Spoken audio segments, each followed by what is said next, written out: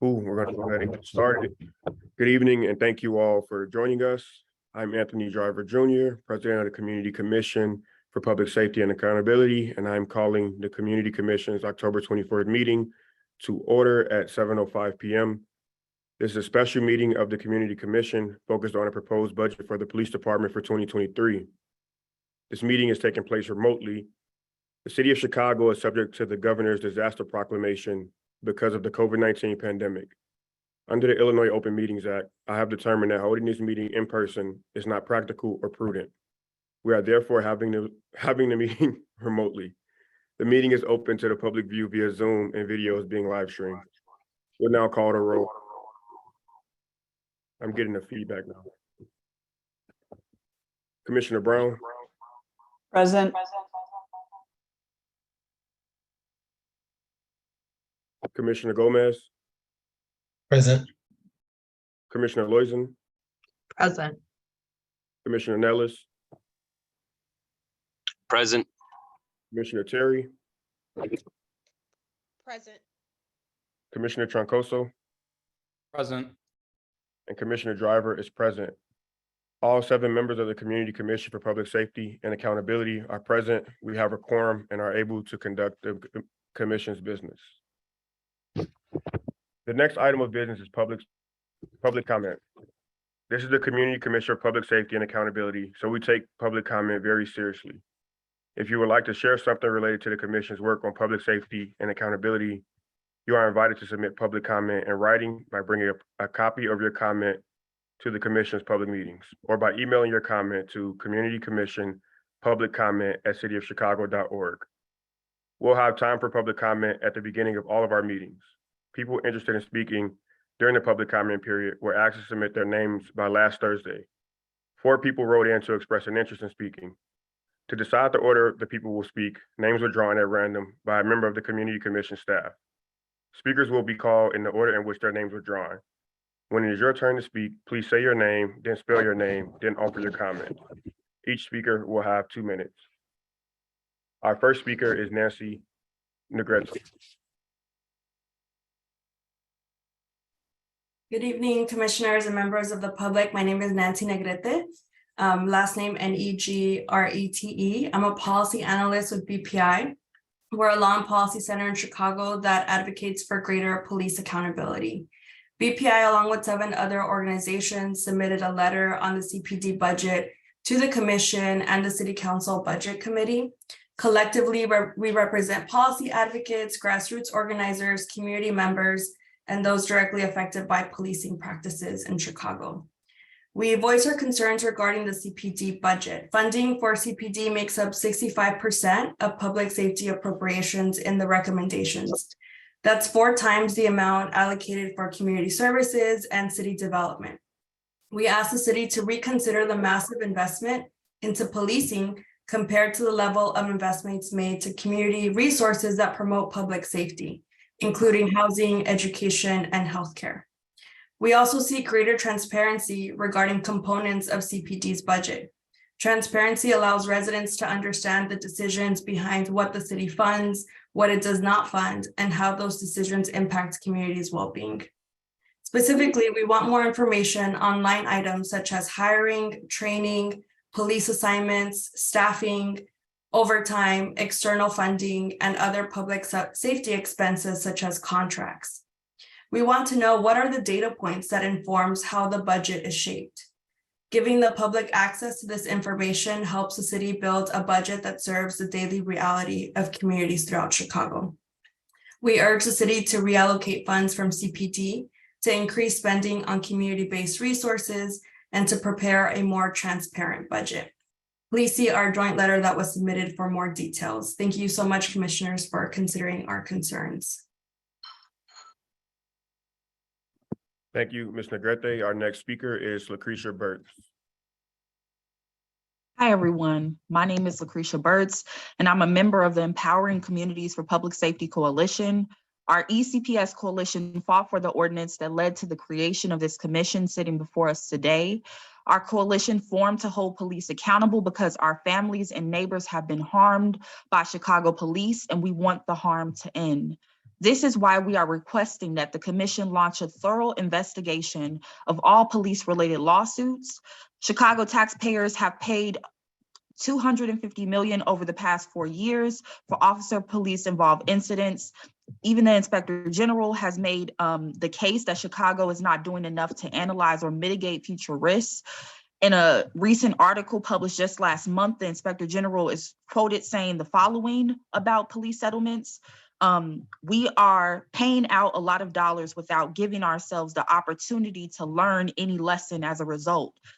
The city is not collecting the sort of information which would allow practices and policies to be improved, end quote. Somebody has to ensure that the city is learning the necessary lessons, and that is this government body. This government body is now responsible for ensuring that the Chicago Police Department improves its policies and practices, and we want to hold you to that. In honor of the real people who have lost their lives at the hands of Chicago police officers, we request that this commission see to the firing of all police officers who have committed harm, including those who participate in acts of racial injustice, such as the officer who is on record for organizing meetups with the Proud Boys. The Proud Boys is considered a hate group by national standards from civil rights groups like the Southern Poverty Law Center. Allowing uniformed officers to continue to serve in the police department while actively being connected to racist extremist groups is an act of harm itself, and it is also a recipe for disaster. The city needs to do more to ensure that the process to remove officers, harmful officers, is clear and seamless. We hope that this commission looks into every avenue possible, including future bargaining agreements with police unions. Thank you for your time. Thank you, Ms. Burtz. Our next speaker is Jackie Baldwin.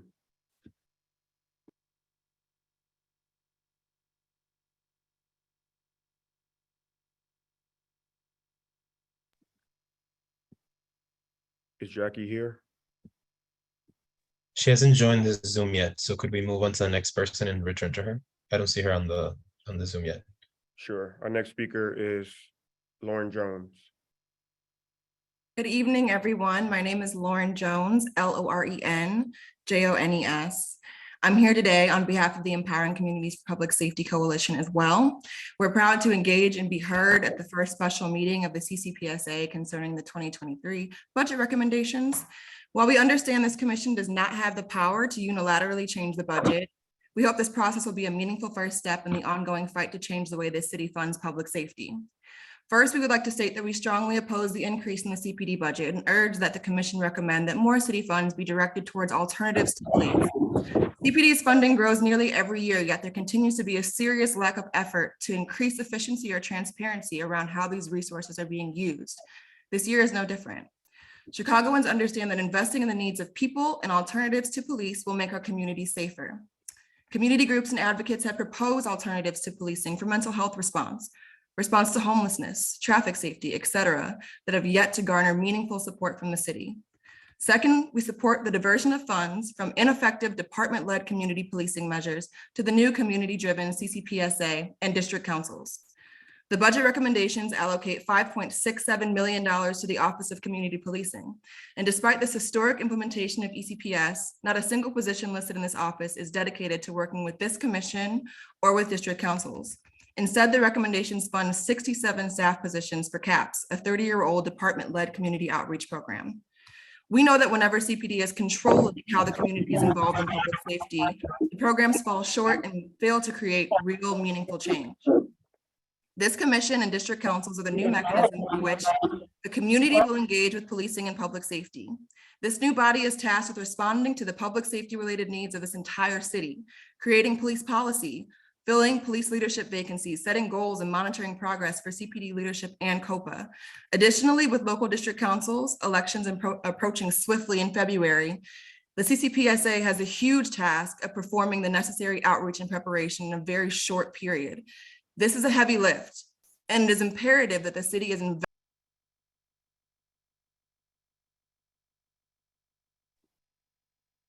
Thank you, Ms. Jones.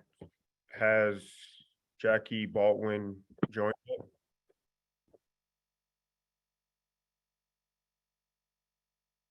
Not yet. This will conclude our public comment section. Everyone who signed up for public comment has spoken, and we've reached the end. Thank you again to all of our speakers. We truly value your input. Before we move on to the next item of business, I want to highlight two major pieces of tonight's agenda. In a few minutes, we'll have a discussion about the CPD budget with Police Superintendent Brown. After that, we'll have an open forum where anyone who is here tonight will have the opportunity to speak on the budget.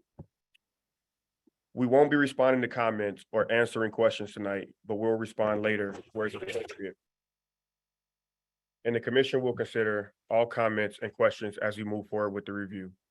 If you are interested in speaking during the open forum, please type your name and email address in the question box on your screen and indicate that you'd like to speak. People will speak in the order in which they sign up. First come, first serve. Speakers will have 3 to 5 minutes to speak, depending on how many people are interested in speaking.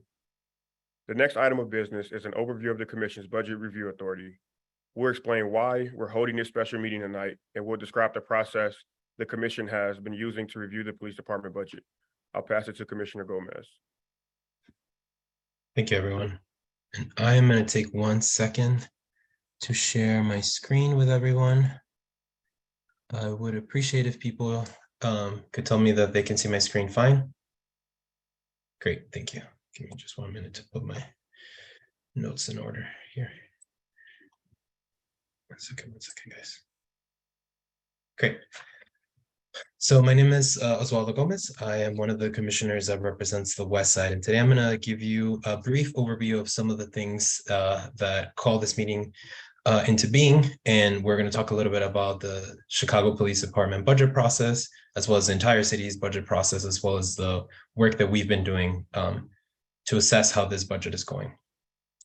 So let me start by saying that the ordinance that created the Community Commission gave the Commission a lot of specific powers and duties. One of those powers that is given every year is for the Commission to review the Police Department budget before the City Council votes on this budget. The Commission can comment on any of these, any items on the budget and recommend changes. And that is why we're here tonight.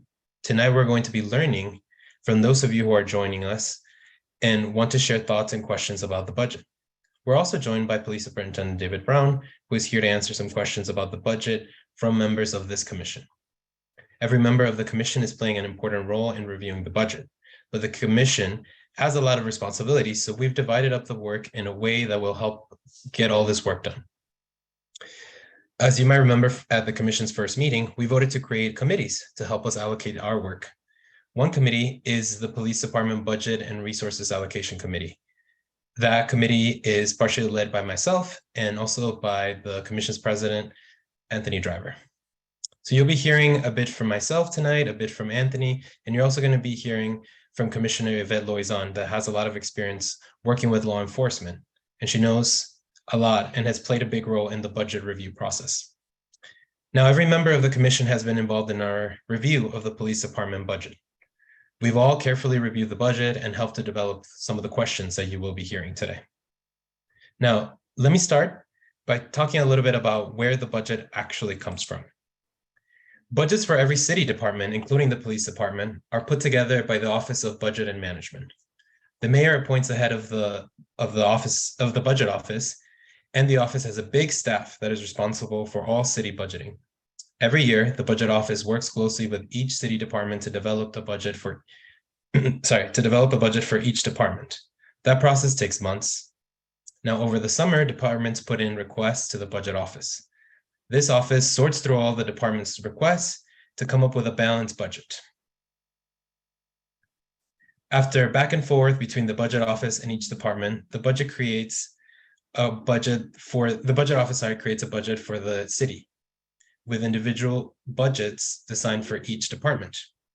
Just like every other department, the police department also goes through this process with the budget office, and the budget assembles the budget that we see for the police department.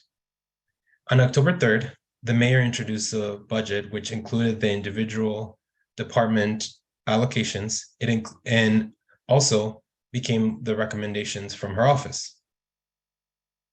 After the mayor introduced a budget, there are several weeks of public hearing. the City Council Committee on Budget and Government Operations, which is chaired by Alderwoman Pat Dowell, holds hearings for each department. The police department had its City Council budget hearing last Friday, and it lasted for about 8 hours. Now, after those hearings, the City Council can make changes to the budget as they wish. Ultimately, the council has the power to vote on the budget ordinance by December 31st of this year. The budget goes into effect on January 1st of the following year. This year, the council plans to vote on the budget sometime in November. So what role does the Community Commission play in this process, you might be asking? And on the screen, you'll see a little bit of a breakdown of how that process is laid out. The ECPS ordinance that created the commission requires that we review the police department budget and share comments and recommendations before the City Council votes on the budget. We're working very hard to put our comments and recommendations together as soon as possible. Commissioner Gomez, can I just interrupt really briefly? There's Sure. some questions in the chat box about optimizing your screen for video because it's blurry. It is also I'm blurry sorry. on mine. It's hard to see your Okay. slides. I don't know if Okay, anybody well, else sees that questions in the Q&A. Thank you for sharing that with me. Let me see if I can figure that out. Has this made it a little bit better, or is it still hard to see? That has made it a bit better. It's better on mine too. Okay, give me 1 second. Sorry, thank you for letting me know. I think it was just a little minimized. 1 second.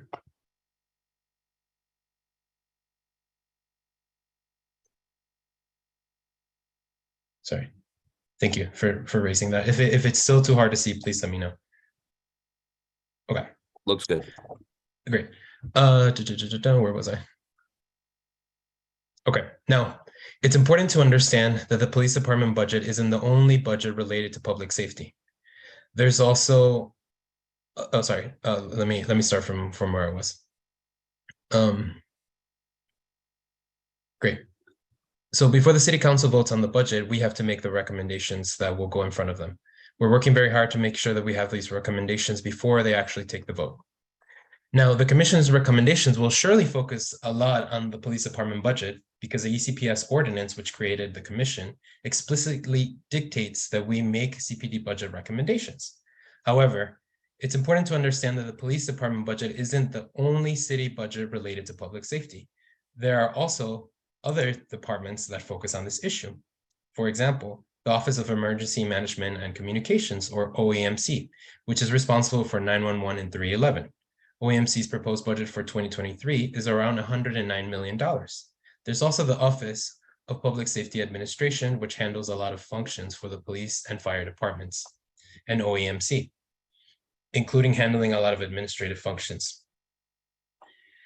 It takes care also of technology that the police department, fire department, and OEMC use. Now, the PSA's proposed budget for 2023 is about $180 million. Now, on top of that, we also have the oversight mechanisms. For example, COPA, the Police Board, and the Inspector General, including our Community Commission, which is here today. There are other departments that play another important role in public safety. For example, the city has launched and expanded a program called Crisis Assistance Response and Engagement, or CARE. That program allows mental health professionals to respond to 911 calls that involve the mental health crisis without involving any police officers. That program is part of Chicago's Department of Public Health, but it also works with the fire department, OEMC, and gets covered in those departments' budgets. The ordinance also gives the Commission authority to focus our scope beyond CPD. The ECPS ordinance, which created the Commission, broadly defines the purpose of the Commission, and among those purposes are our duties to increase public safety, to ensure that police department resources aren't used inefficiently to address health or safety issues that other professionals are better equipped to address. We also have the duty to encourage preventative, proactive, community-based, and evidence-based approaches to public safety. And ultimately, we want to make sure that we're also increasing efficiency in the use of public safety resources. I am now going to tell you a little bit about the work that we've been doing so far. The Community Commission got to see the CPD budget for the first time 3 weeks ago on October 3rd, the very same day it was made public. The budget is more than $1.9 billion and has hundreds of different items in its pages.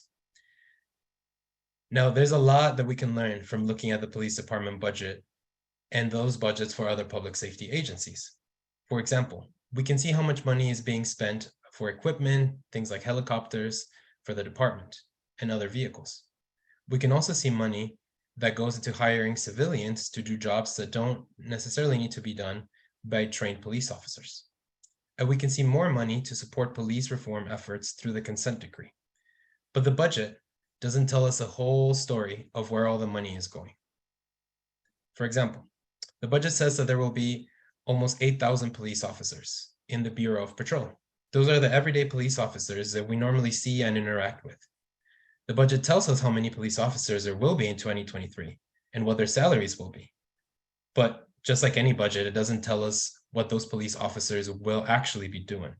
It doesn't say where they will be focusing or what kind of work they will be prioritizing or what kind of policies or programs they will be carrying out. So we've been doing a lot of work to try to understand what the budget is actually paying for.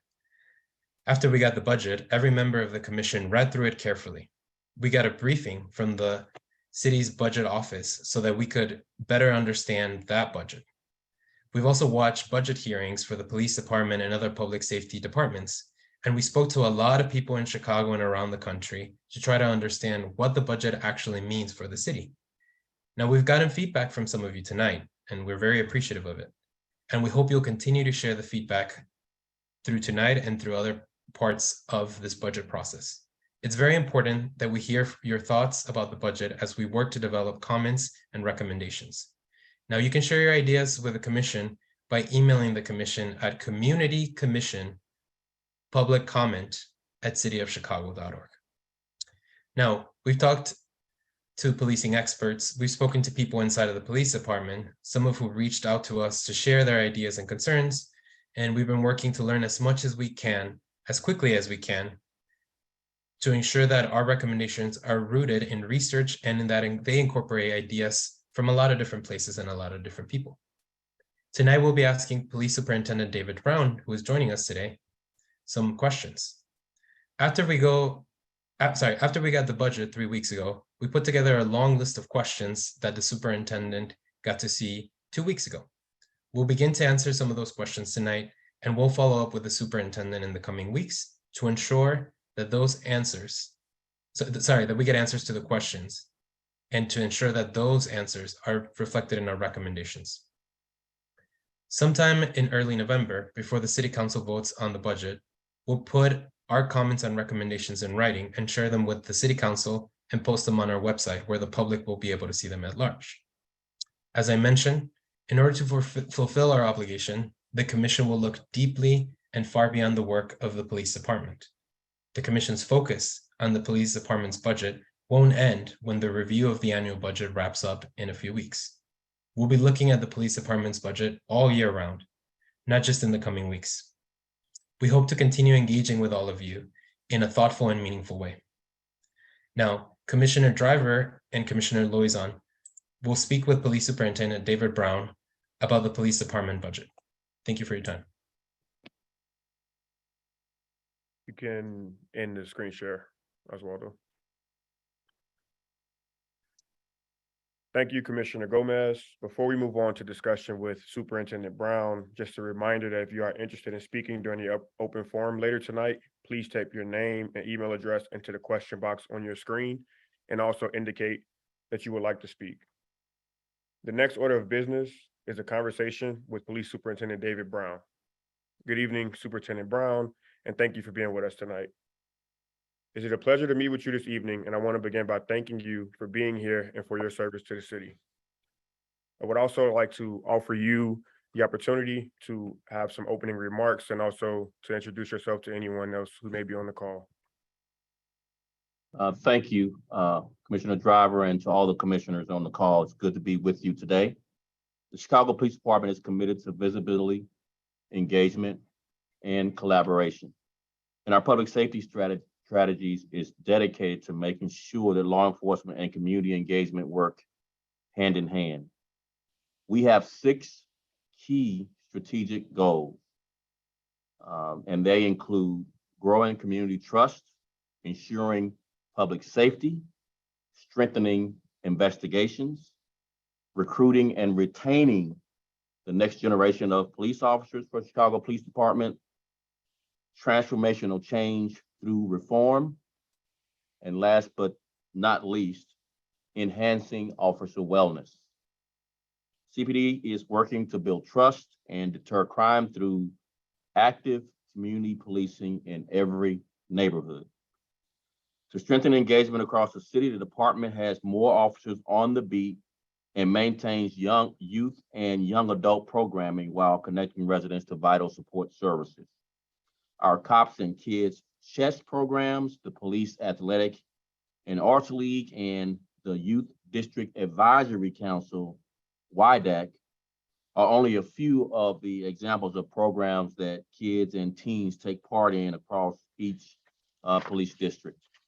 Our neighborhood policing initiative allows coordination officers, or DCOs, to address and de-escalate issues before they rise to the level of violence.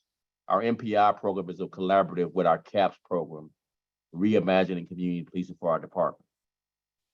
Our narcotics arrest diversion program, the largest in the country, diverts residents dealing with substance use disorder away from the criminal justice system and into treatment. This diversion program is in all of our districts in the city, all 22 districts. We know we need to have a whole of city approach, collaborating with departments across the city, our sister agencies in the county, and community organizations. Last year, we began to focus on deployments of our officers across the city in a top 55 beats that are identified as the most violent beats historically, accounting for over 50% of our violence. Since that focus, the city has experienced notable progress.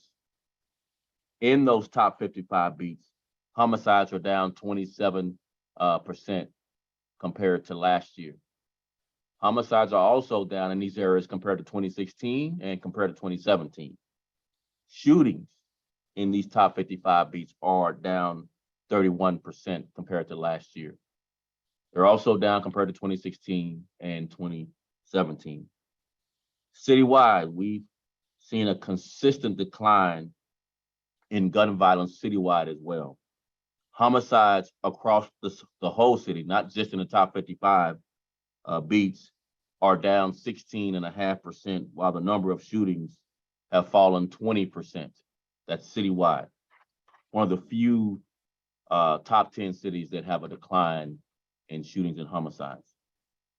Year to date, we have 754 fewer shooting victims than at this time in 2021.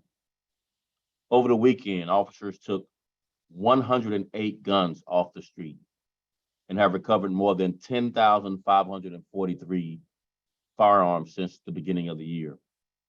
The Bureau of Patrol, the Bureau of Detectives, and the Bureau of Counterterrorism, which houses our narcotics, gangs, and gun teams, collaborate to leverage assets, address crime, and hold offenders accountable. And our department continues to bolster our outreach and recruitment efforts, work through reform, and invest in officer wellness. Over the weekend, this past weekend, we held another round of in-person entrance exams for new potential recruits for our police academy to fill our vacancies. Since the start of the year, we've seen 693 new recruit hires this year alone, with another recruit class starting this week and 2 more starting, 1 in November and 1 in December. So we have more work to do. We have some progress to make with the goal of surpassing our attrition rate. Every new recruit represents the next generation of officers who will make our city stronger and safer. We are building a diverse department Our new recruit classes on average are 60 or 65% people of color this year. Last week, we held employee assistance program open house in regards to officer wellness and welcome department members and their families to learn more about programs and services that address officer wellness. This week, wellness liaisons consisting of volunteer department members, both sworn and civilian, will begin their training. We will have up to 15 clinicians on staff for our officers within the next few weeks as we hire 2 additional clinicians to add to our ranks of 13 clinicians, so a total of 15 in the coming weeks. We're also improving valuable resources like quiet rooms and upgrading our athletic spaces in our gyms in the districts. Every patrol district will now have a quiet room for our officers to decompress after seeing and experiencing trauma on the job because of the job. Every police officer makes our department what it is. We will make every investment to ensure every officer has the support they need to be well. That's why we're also currently in the process of hiring a director of wellness who will oversee our various wellness programs while bolstering the department's outreach efforts. The department will keep investing the time and the resources, not only in our communities, but also into those who serve and protect our communities. We know the future of this department, of this city, is at stake. Thank you, and I'll turn it back over to the commission. Thank you, Superintendent Brown. I skipped a part, so Commissioner Loizan, if you'd like to come on and introduce yourself. Sure. Hi, good evening, Superintendent Brown. My name is Yvette Loizan. I'm one of the commissioners from the South Side. It's good to meet you tonight. Thanks for coming. Good to meet you. As you know, the ordinance that established this commission gives us a lot of duties and responsibilities. But I'd like to focus everyone's attention on the language in the ordinance that discusses a few specific purposes of the commission: increasing public safety and ensuring that CPD's activities are directed towards maximizing public health and safety, building trust and support between the communities and the department, and ensuring increased efficiency in the use of public safety resources. Those are the issues that we will focus on this evening. At your city council budget hearing last week, you started off by talking about your top 6 goals. You've also referred to them as your pillars of policing. They are 1, ensuring public safety; 2, growing community trust; 3, transformational change through reform; 4, strengthening investigations; 5, recruiting and retaining a diverse workforce; and 6, enhancing officer wellness. The commission is very glad to see that your goals are perfectly aligned with ours. The commissioners have had an opportunity to talk to the mayor's budget office last week, and they gave us an overview of the CPD budget that was very helpful to my understanding of how things are broken down. When it is all said and done, it looks like you have $1.9 billion to spend, and most of that, about 87%, is for personnel. So our objective this evening is to get a better understanding from you as to how CPD uses its personnel and other resources in that budget to ensure that your goals are met. We have a limited amount of time to ask questions, so at the outset, I want to make clear that the questions we will ask this evening do not represent all of our questions. We intend to submit additional questions in writing. For this evening, we'll ask questions that relate mainly to the 2 goals that fall directly within the scope of this commission's mandate: ensuring public safety, growing community trust, and transformational change through reform. So let's start by talking about 2 goals that are totally intertwined: ensuring public safety and growing community trust. The place where ensuring public safety and growing community trust really come together is in the community policing programs. At the Department City Council budget hearing last Friday, you talked at length about your commitment to community policing and your belief that community policing initiatives are the vehicle for creating community trust. Is that a fair statement? Yes. At the City Council budget hearing, you discussed the NPI, or Neighborhood Policing Initiative. And I think just about every alderman who talked about NPI in their wards had good things to say about it. A few weeks ago, we got a very helpful briefing from Chief Navalis, who runs the Office of Constitutional Policing and Reform and oversees the department's community policing efforts. We learned that MPI is being piloted in several districts and that CPD intends to expand MPI to all 22 districts in 2023. It takes a significant amount of people to properly staff the MPI program, and we have some questions about how you'll be using those needs, how you'll be meeting those needs. We didn't tell you in advance that we'd have those specific questions about MPI, so we'll submit them in writing, but we wanted to highlight that area of concern. The next area of questions will focus on the Bureau of Patrol. At your budget hearing last week, you made it clear that patrol is really the backbone of your police department, and you said that patrol is the part of the department that people feel the most. And you also talked about how important it is that patrol officers build relationships with people in the community. Do you agree that having a strong patrol unit is the best way to strengthen police and community relationships and to enhance public safety? Yes, it's one of the best ways. I think there's, again, you already mentioned MPI, the Neighborhood Policing Initiative. So yes, in addition to, what the work that's being done at MPI as well as patrol, and then there's other bureaus, but patrol certainly is the backbone of this department. And is this because patrol officers have an opportunity to get to know community members, its geography, its strengths and weaknesses, and its patterns of crime and violence? That's accurate, but also I would, a better characterization would be they're the front-facing members of this department more so than any other members, because they answer 911 calls. They are in a marked car. They are all in uniform, and so it's really the front-facing members of our department, and it's the largest bureau within the department. Do you have any metrics that you use to determine how many patrol officers are able to work in a way that allows them to be successful? For instance, can you tell us the percentage of patrol officers who have been patrolling the same beat on the same watch with the same supervisor for at least 12 months? We could get that information to you. I just want to add context to that question as you receive that answer from us at a later date. Each year, annually, officers get an opportunity to bid or to request another assignment in patrol. It is a long-standing practice. It's intertwined with the labor contract, the FOP labor contract. And then throughout the year, we could also have retirements, vacancies that come up that need to be filled. And so we level set between those annual bids, what's also called mini bids. And so there's always movement and transition in the patrol bureau based on that labor contract right that officers have to bid, and it's based on their seniority on this department.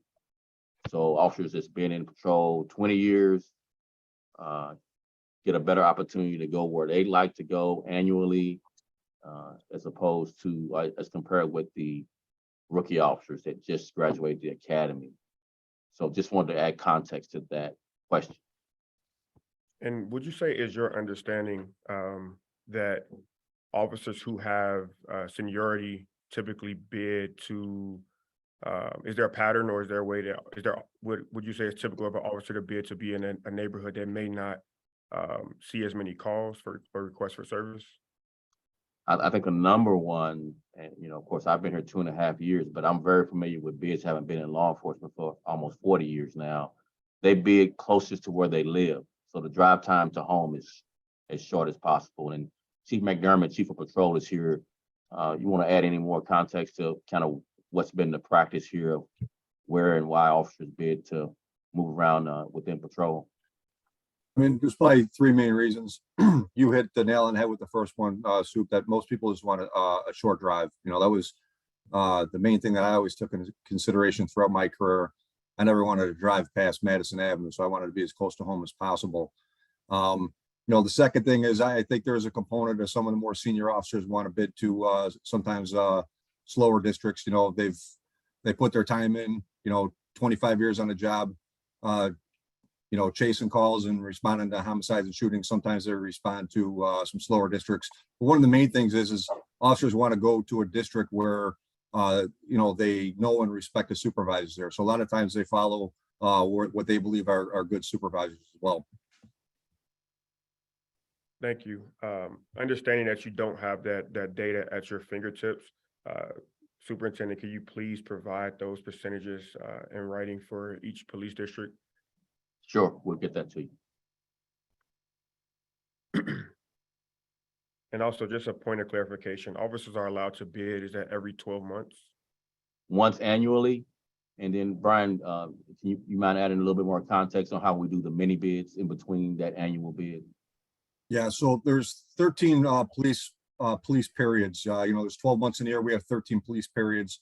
The first Friday of every police period, or 13 times a year, we have the ability to open bids in whatever districts we want to. So if we're seeing some emerging crime trends somewhere, or the superintendent decides he wants to add additional officers to whatever district for whatever reason, we open up those bids on the first Friday of every police period, and there's 13 police periods. Thank you. Just a quick follow-up on this point, Superintendent. If I remember correctly, I've heard you say a number of times that, you know, that's the gold standard of policing is trying to have officers build relationships within the community, get to know folks, to work the same beat over and over. Would you say that one, the department is successful in being able to have officers who are not at a high turnover rate per district? Specifically going deeper into that, are you, I'm trying to think of the proper way to ask this. What I'm trying to get at here is, the concern is, are officers actually in the community? Are they actually, or is it a constant turnover, especially at the higher ranks and on patrol?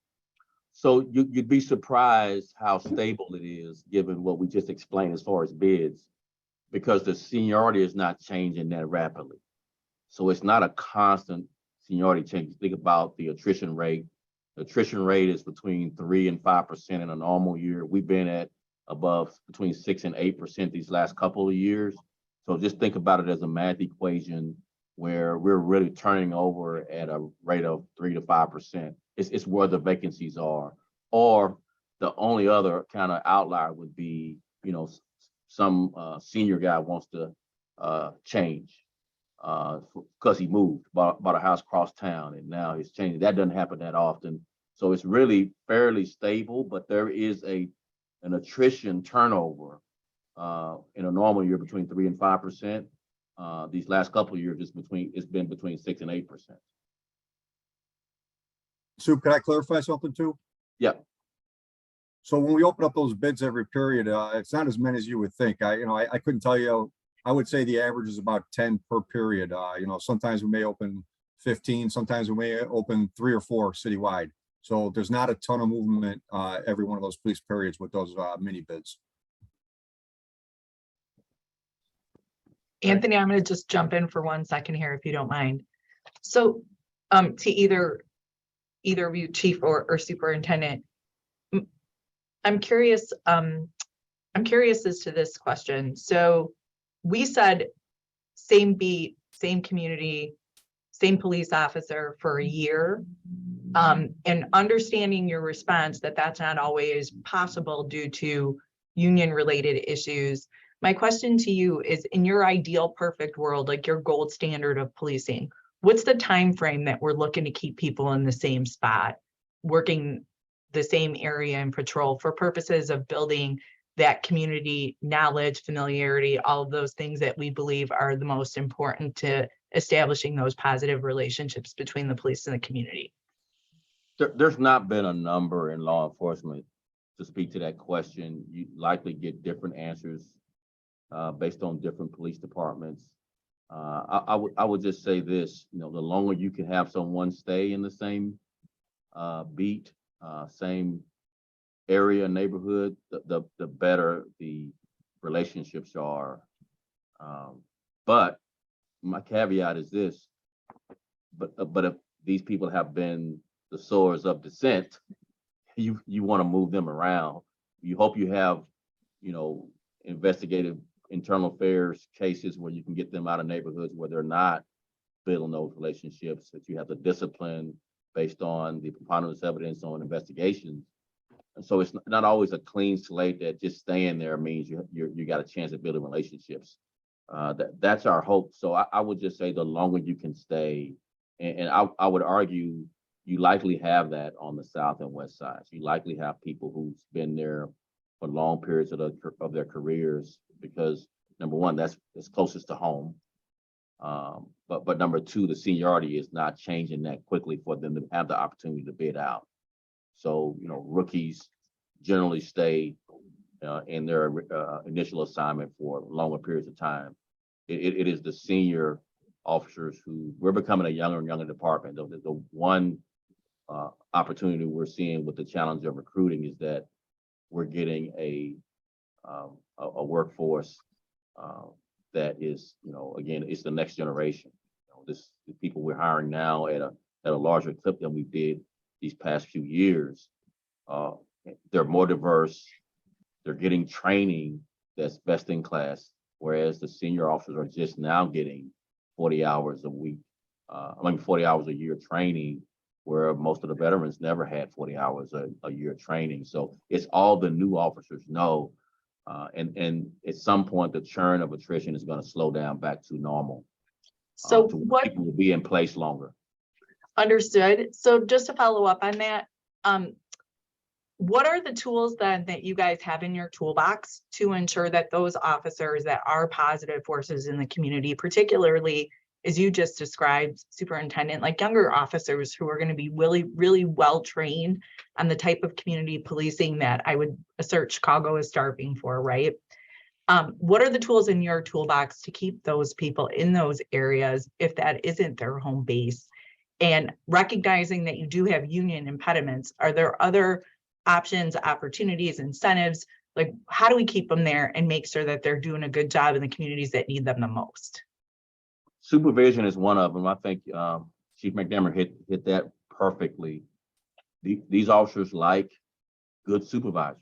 So it's important for us to invest in, particularly the sergeant rank, as far as supervisory training, performance plan training. I mean, what the consent decree is doing for the sergeant rank and for this pilot program in the 6th district. If you hadn't been briefed on that, I would take some time and get briefed on that pilot program where we're trying to get really wrap around supervisory improved training, because that's the thing that officers seek out more than anything. They seek out really good supervisors that encourage them, mentor them, care about them. I mean, that's really the way.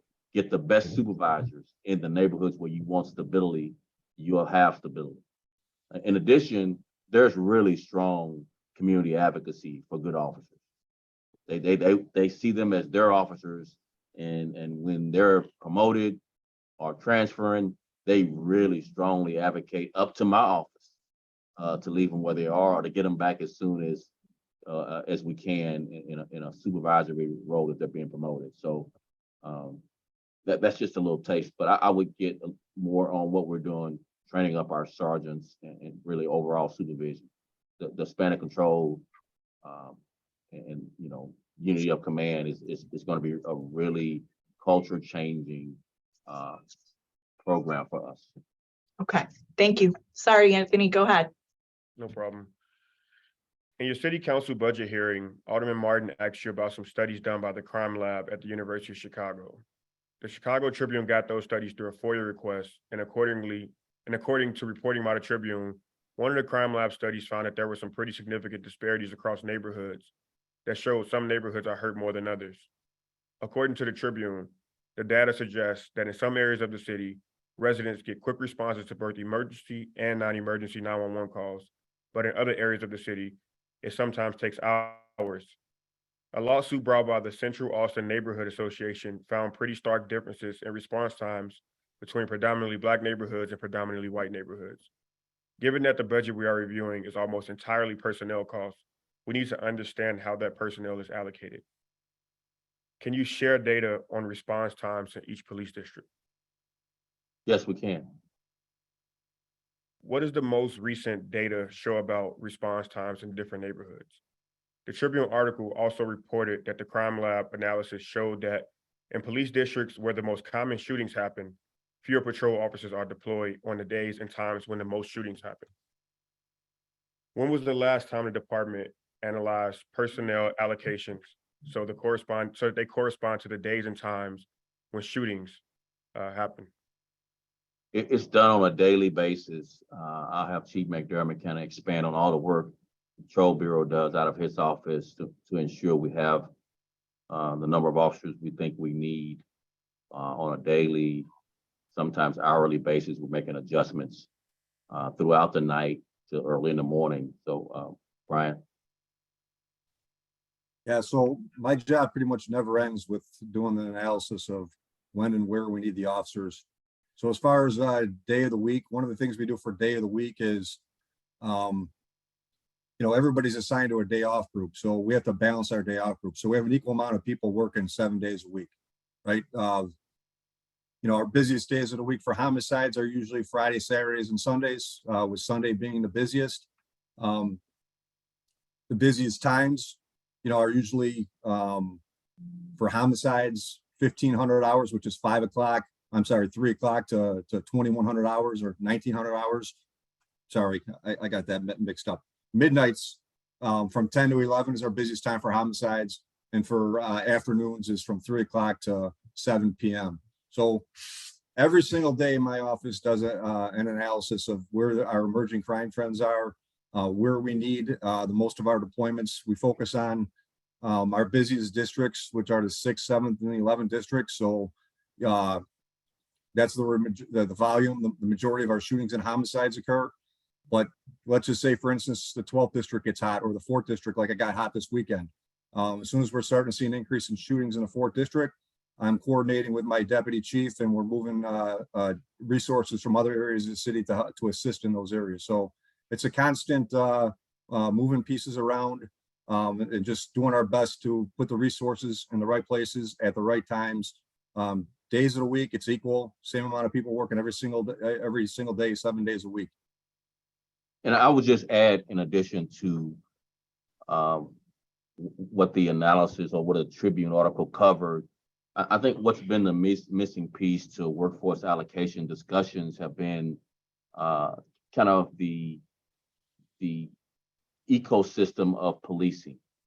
It's prevention, as we talked about MPI and CAPS and all the other programs. It's what patrol does as it relates to deploying resources around violence and public disorder, and then the last piece that likely doesn't get discussed enough when we talk about workforce allocation is the investigative aspect of our ecosystem.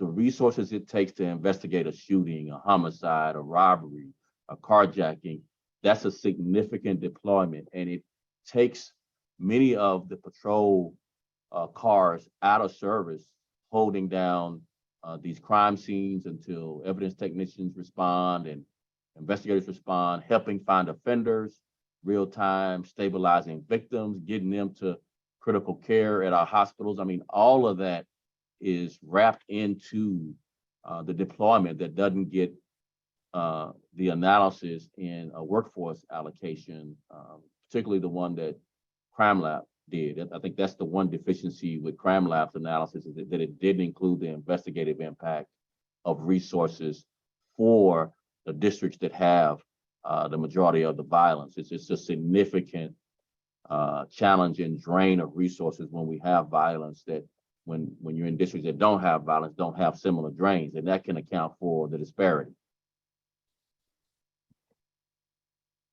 So I just want to make sure I understand what you're saying correctly.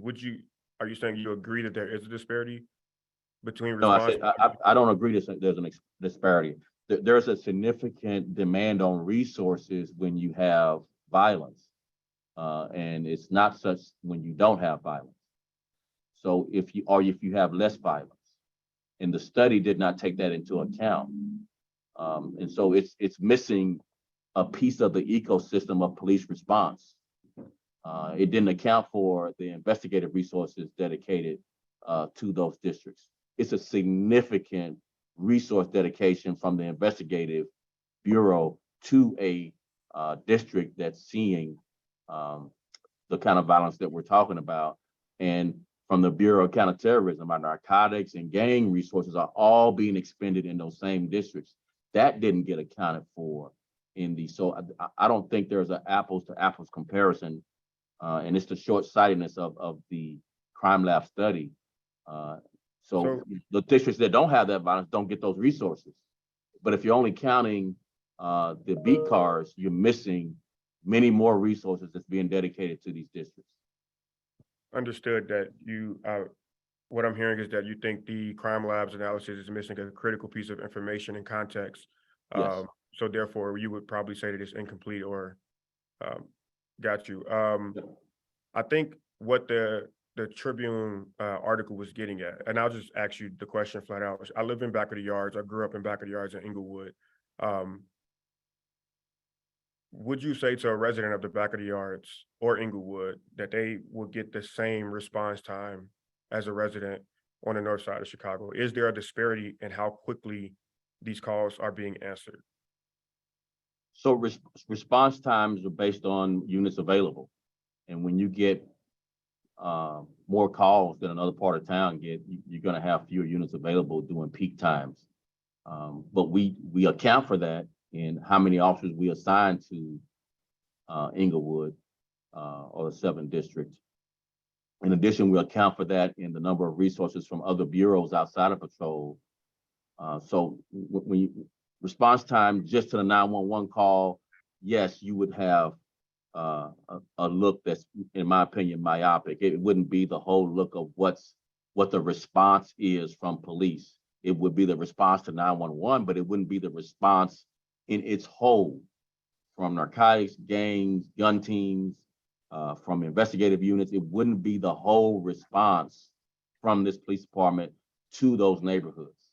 That's what I believe is a short-sightedness of just looking at the response to a 911 call rather than looking at the police response to violence in these neighborhoods to include investigative response, as well as gang unit response, as well as narcotic unit response, as well as gun team response. I mean, it's significantly more than what a narrow 911 response would look like. Understood. And again, definitely point taken that you believe that the crime labs analysis is not looking at a holistic picture. I will say, for me personally, that is concerning. And I would like, if I was in an emergency and I needed some sort of help or assistance, to know that it's possible that I may get a slower response, whatever, due to the amount of resources being used at different crime scenes. That is a pretty concerning thing. And if, we're trying to move forward as a city, when you hear things like that, the perception that it gives off is that residents of another part of town are more prioritized than others. So I completely understand what you're saying. But I will also say that doesn't do a lot for folks who are in need of help in the immediate. One more thing on this, under the CANA settlement, this information was supposed to be released every month starting earlier this year. Do you know when that will start to be released? I'm sorry. You want me to take it? Can you explain the acronym? What's the acronym again? You said CANA? Yes. Yes. Hey, Dana, can you respond to that? Sure. So CANA, sir, is the Central Austin Neighborhood Association. It's my understanding that the information is published. We've been producing it monthly, so we can go ahead and send you that link. Thank you. The next line of questions will focus specifically on the Bureau of Patrol, and I will pass that to Commissioner Loizen to ask that round of questions. Thanks, Anthony. Superintendent, before I move on to where Anthony just left off, there's a couple things I just want to make sure that I'm real clear on.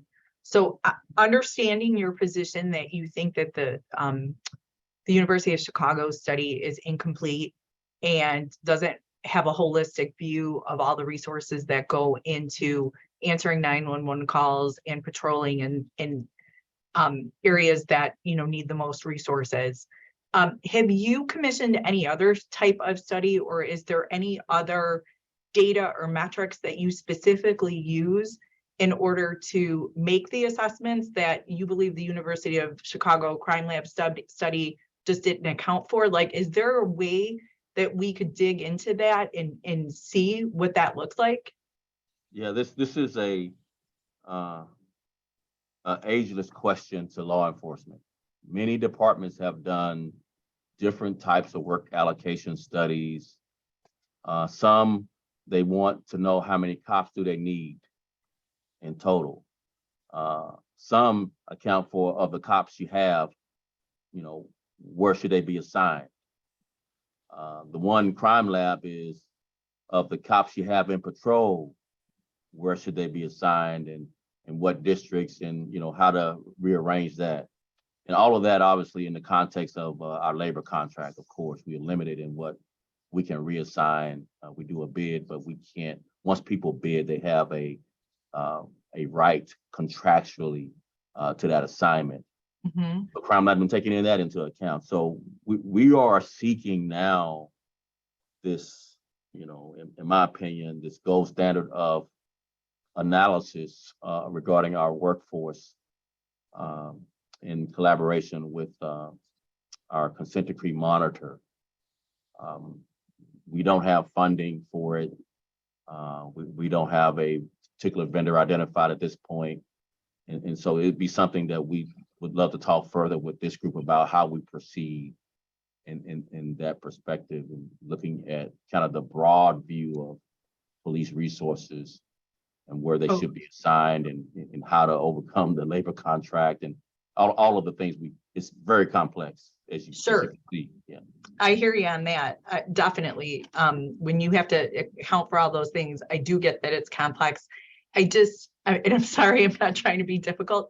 I just don't understand what the source of data is that you're actually using when you make these day-to-day decisions. Is it based on, like, you know, what was happening the night before? Is it based on a long-term plan that you have assessed data and decided, like, here's our parameters, and then we'll adjust accordingly? Like, I'm just trying to understand, I guess, where the plan is. Yeah. And what data is used for that plan. It's a plan. Mm-hmm. And again, we talked a little bit about the top 55 beats as it relates to violence, but there's more issues other than just violence that come into play. You know, how big some of the districts are, the geography to get from one side of the district to another, you know, how you navigate all the traffic, all of the public disorder issues that I alluded to, quality of life issues that are really important. And you would think, because I don't have violence, I don't want cops, but our slow districts as it relates to violence have significant, not only new issues that they've never had, but they also have quite a few quality of life issues that may not rise to the level of, say, a West Side district, because they don't have the comparative violence. And I'm gonna kick some of this because Chief McDermott lives this every day, all day. There's a significant plan around this, obviously prioritizing violence, and looking back at data. So we always have historical data on all of our categories of crime. So there's 7 primary categories of crime. There's murder, rape, robbery, you know, then there's auto theft, there's theft, and there's, you know, burglary, both categories of both residential burglary, commercial burglary, just the 7 uniform crime report categories. You look at that data every day for every district across this city, historically going back years, and emerging trends that may have just emerged this week or this month or over the last 3 months. And Brian, you want to just add a little bit more flavor on kind of the plan, how we look at it, and how we decide how we deploy resources? Yeah, so first I'll explain to you how we picked the top 55 beats. So we did a historic analysis, and we took a look at there's 277 beats in the city of Chicago, and we found that 55 of the beats account for 50% of the shootings citywide. So we focus our deployments. We figure we can get the greatest reduction in shootings and homicides if we focus on those 55 beats that account for 50% of the city's shootings and homicides. So in addition to that, once a week, my office conducts a weekly analysis based on 7 days, 14 days, and 28-day crime trends. So every week we have a weekly strategic deployment meeting where we decide where the the citywide resources are going to go for that week. And then we also have daily meetings within my office where we go over the shootings from the night before and see what we may have missed or what may be emerging and where we're going to make those deployments for that particular day. So we did a historical analysis where we came up with the top 55 beats. We do our weekly analysis and I do a daily analysis. And like the soup said, we don't only deploy around shootings and homicides. We conducted a similar analysis for our motor vehicle thefts and robberies, and we came up with, there were 79 beats that make up 50% of our robberies and 77 beats that make up 50% of our motor vehicle thefts. So what we're doing now is we're having every one of the 22 districts deploying to their top beats for robberies and motor vehicle thefts. And we came up with a strategy working with the chief of detectives, and it's too long for me to get in and describe what that entire strategy, right, is. I don't want to waste all your time, but we do have a new strategy that we'll be giving a press conference on in a week or two that will go through how we're going to deploy around motor vehicle thefts and robberies. And just to give an example of the complexity of this, so even though you might look at a historical analysis, criminals adjust to how we deploy resources, and they do something else if they're getting, if all that's being mitigated or we're having success, which we're having this year on reducing homicides and shootings compared to last year and compared to 2016 and 2017. Right. So if you look at just carjackings, have really been up 7% all year until the last 28 days, last couple of months. And then carjackings have taken a dip while motor vehicle thefts have started to climb. So criminals make adjustment to what they do based on what we do. And so we always have to be looking at the data to make those adjustments almost real time. It's a daily, 7-day a week, 28 days, sometimes 90 days, look at, what, based on what we're doing, what now are criminals doing? Does that make sense? So it does make sense. And you just brought up the homicide rates that are lower this year. And so I know you touched on that a little bit before with Anthony, and I wanted to follow up on that so that I make sure that everyone who's on this call who isn't from CPD and is just living in the community has a good handle on what those numbers mean. Because I think when you read the paper, there's different pictures of what that data actually looks like. So what I hear you saying today is that our crime rates are down, and that's amazing. I'm happy to hear it. And I know that they're way down from 2021. And it sounds to me like we are looking at the same kind of numbers that we saw in 2016. Is that fair? Am I right about that? No, it's down from 2016 and it's down from 2017. We are looking at numbers as we launched into 2018. Okay. Still not there yet, but sure. we are on that trajectory of 2018 with a goal of getting back to 2019 was a high mark of reductions.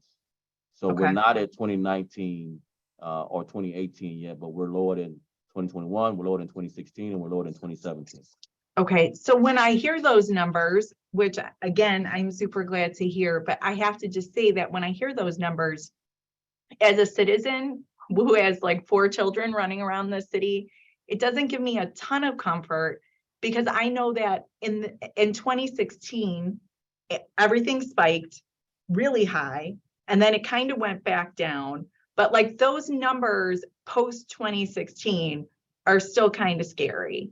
And today, when I read my Cranes alert on my phone, there was this huge article from Cranes today that kind of came out right in the nick of time that made me wonder a few things. And so I wanted to ask you about that too, because understanding that we're dipping, and I just want to make it clear, I don't want to diminish that at all. I'm a former prosecutor. I understand how difficult it is to get crime rates down, firsthand experience. But what I do want to understand is if our comparison is where we were at 2016, 2017, 2018, those crime rates are really high. And when I look at our crime rates compared to LA or New York, understanding that we're a different city, I mean, I think we've all seen that University of Chicago graph, right? you look at that graph, it's everywhere. We could probably share it. I think we have it somewhere. And it looks like for a long time, Chicago was even with New York. We were even with LA. And then we spiked. And we've stayed up here while those big cities that are comparable to us have gotten control over that violent crime. So I'm trying to understand what these statistics, the drop in crime, again, great, but what does that look like in terms of a realistic approach to where we want our homicide and shooting rates to be? Because I certainly don't want to see them at those post 2016 levels. Yeah, so let me level set some context to what you just said about our comparison to New York and LA. So we weren't about where they were back in the 90s. So in the 90s, New York homicides annually, they hit a high mark of 2,000 homicides in 1 year. Whereas Chicago hit a high mark of 970 homicides. So we were not what New York was. And the same thing, LA never hit the 2,000 homicides mark, but they were really, really high back in the 90s. And every city in this country's highest homicides, for the most part, all the major cities especially, were in the 90s during the crack cocaine epidemic. So everyone kind of similarly was struck with high levels of violence in the 90s, usually from 90 to 95 are the high marks for all the big cities for homicides. And then, one thing New York did is, because they're the best example, because they probably had the most significant sustained drop in homicides in policing. They have 35,000. They just started a real hiring effort to hire more cops under Mayor David Dinkins. And then, as you know, they then launched into Mayor Giuliani's tenure with their Commissioner Bill Braden, and began the stop and frisk broken windows. Sure. And then they saw I don't mean to cut you off, but we do have limited time. So I just do want to ask you about one stat that was in Cranes today, if you don't mind, Superintendent, because this is really, I think, important to a lot of the people who are listening here. And I know you may not have even read this Cranes article, but I just want to throw it out there so you have it on your radar. So today in Cranes, it said the per capita murder rate in the Chicago Police Department's 15th district in Austin, which I know has made significant increases, but this stat is alarming, has climbed 274% between 2010 and 2020. It also said that in the 11th district serving Garfield Park, the increase was 114%, and the per capita murder rate reached 146.8% according to the data from the University of Chicago Crime Lab. And then I'm quoting the article. It says those homicide rates are up there with the most violent cities on earth. Now, understanding that it's come down. That's not accurate. We're not even the highest homicide rates in the country, let alone on earth. That's just hyperbole. I mean, it's just not accurate. I mean, there's 10 cities even like right now with homicide rates higher than Chicago. Well, we're not in the top 10. So, New Orleans, for example, their homicide rate is 54 homicides per 100,000, whereas Chicago's homicide rate ranges between 18 and 22 per 100,000. And you just recount city after city that's 3, 4, 5 times Chicago. So that article, in my opinion, they got some bad data somewhere and did the wrong analysis, but it's certainly not in the world. So it's just inaccurate, and it's just really a disservice to the men and women of the Chicago Police Department, to be quite honest with you. But again, they could have some bad readings of the data. You look at New Orleans, Atlanta, Detroit, Washington, D.C. I mean, you go city after city after city whose homicide rates are twice as much as Chicago's. And I hear you on that. I just want, Commissioner Clayton, just a point of clarification. Superintendent, you were saying that in the 90s, New York hit 2,000 and Chicago hit 900. 970, yeah, 970 is Chicago's highest. I may have a bad reading of the data myself as well. but wouldn't that be like equal when you take into account population, New York being a city of 8 million people and Chicago being a city of, at the time, I think like 2.3 or 2.4. So they're more than double our size. And then the homicides, you gave an absolute number. You didn't, Yep. you didn't Yep. break it out in a way that actually compared it when it take into account population. So wouldn't that actually say that the homicide count was about the same as Chicago in the 90s? Yeah, I would, that's the point I define was trying to that- make before I got cut off. The point I was trying to make is everyone hit their high mark as far as big cities in the 90s. And what New York did was hire a lot of police officers throughout the 90s under Mayor Dinkins. And then they started the stop and frisk, which they stopped, but still continued to decline in the 2000s. One thing that's different with these cities is the segregation poverty in the same neighborhoods. That's one of the differences. And unfortunately in New York, some of it was gentrification, but it's not all gentrification. That's one part of it. It wasn't just policing. There was significant redevelopment in some of the historically poor areas in New York. So I would caution comparing cities. That's the whole point of. That's the only way that we have to be able to have a basis of comparison is to look at other major cities.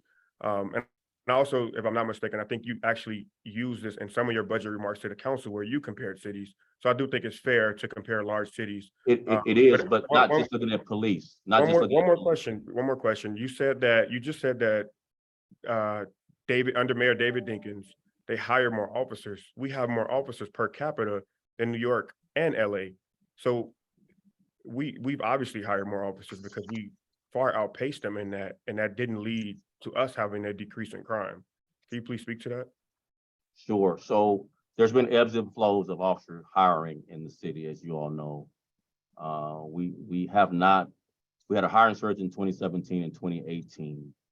And then we had the decline in 2019 that you all are speaking of. So we had a hiring surge to 13,700 in 2017 and 2018. We had been below or near where we are now in the past, between 11,500 and 12,005 or so in the past, and had success. So it's not a clean comparison. More officers equal this or less officers equal that.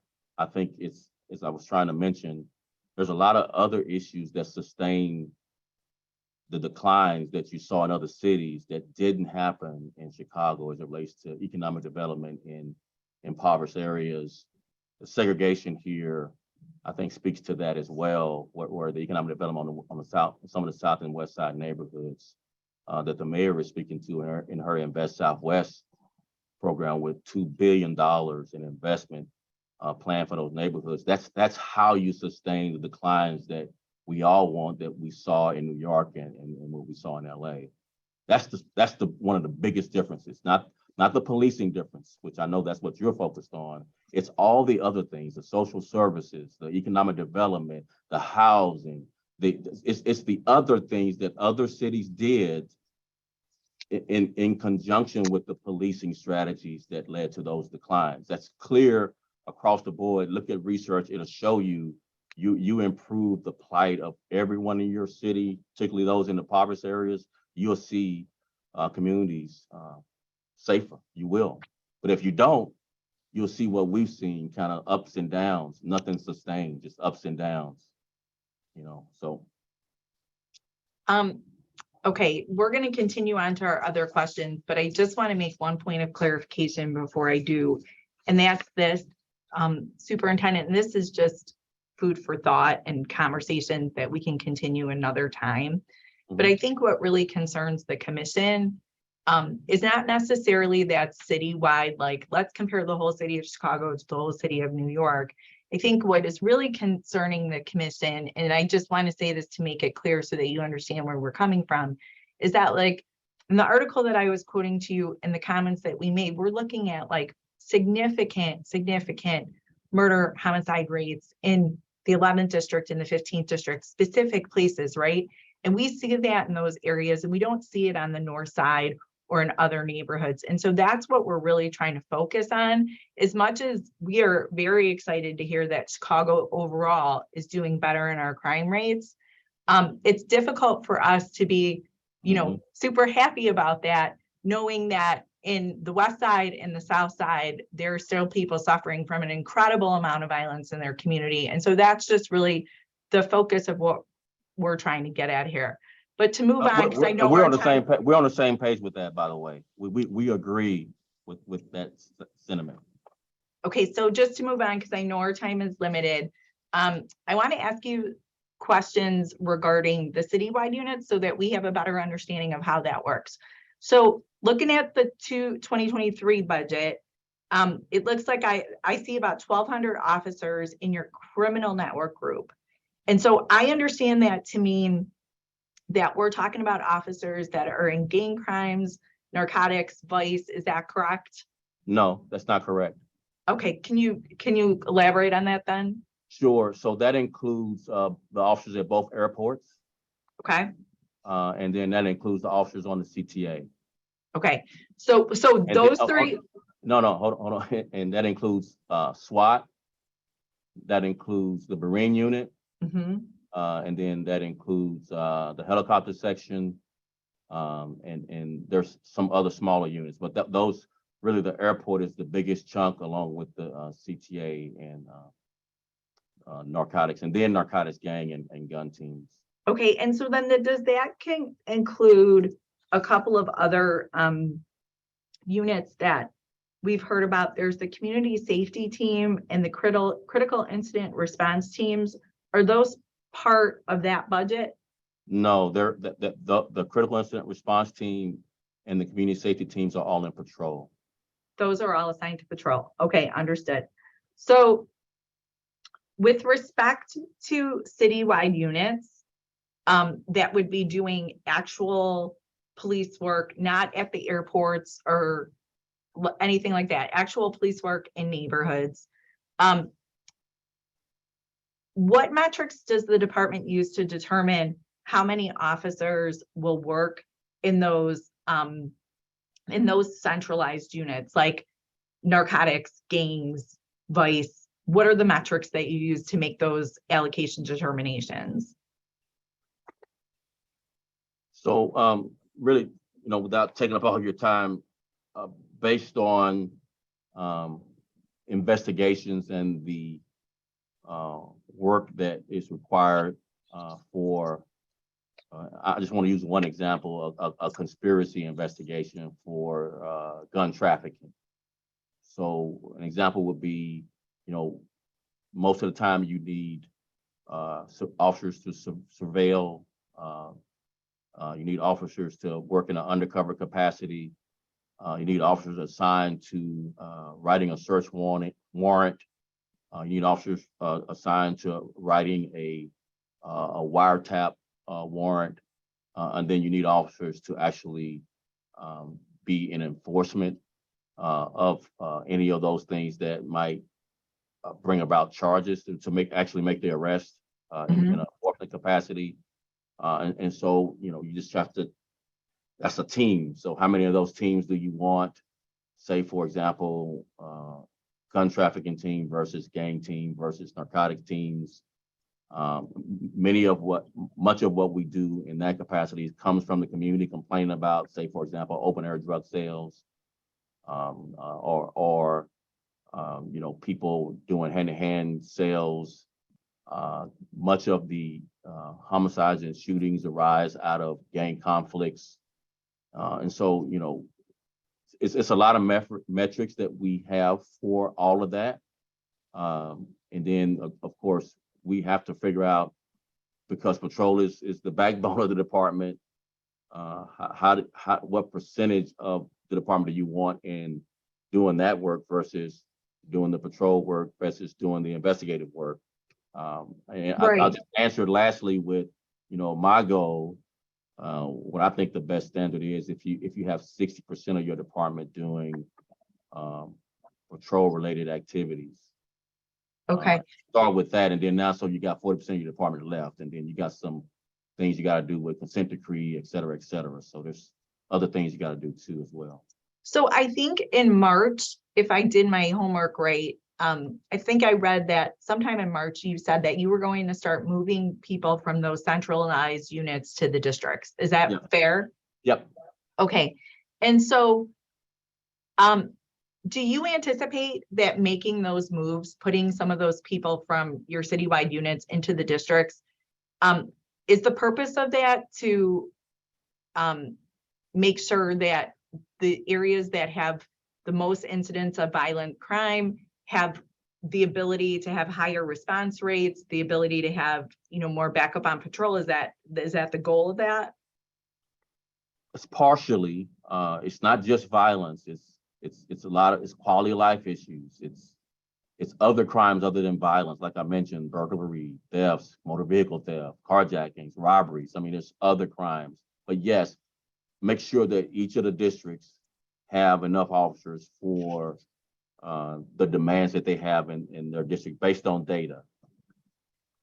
Okay, and then do you use any kind of like allocation study or any specific metric? And I know I keep asking you about your metrics, but we're just trying to understand like where the plans come from.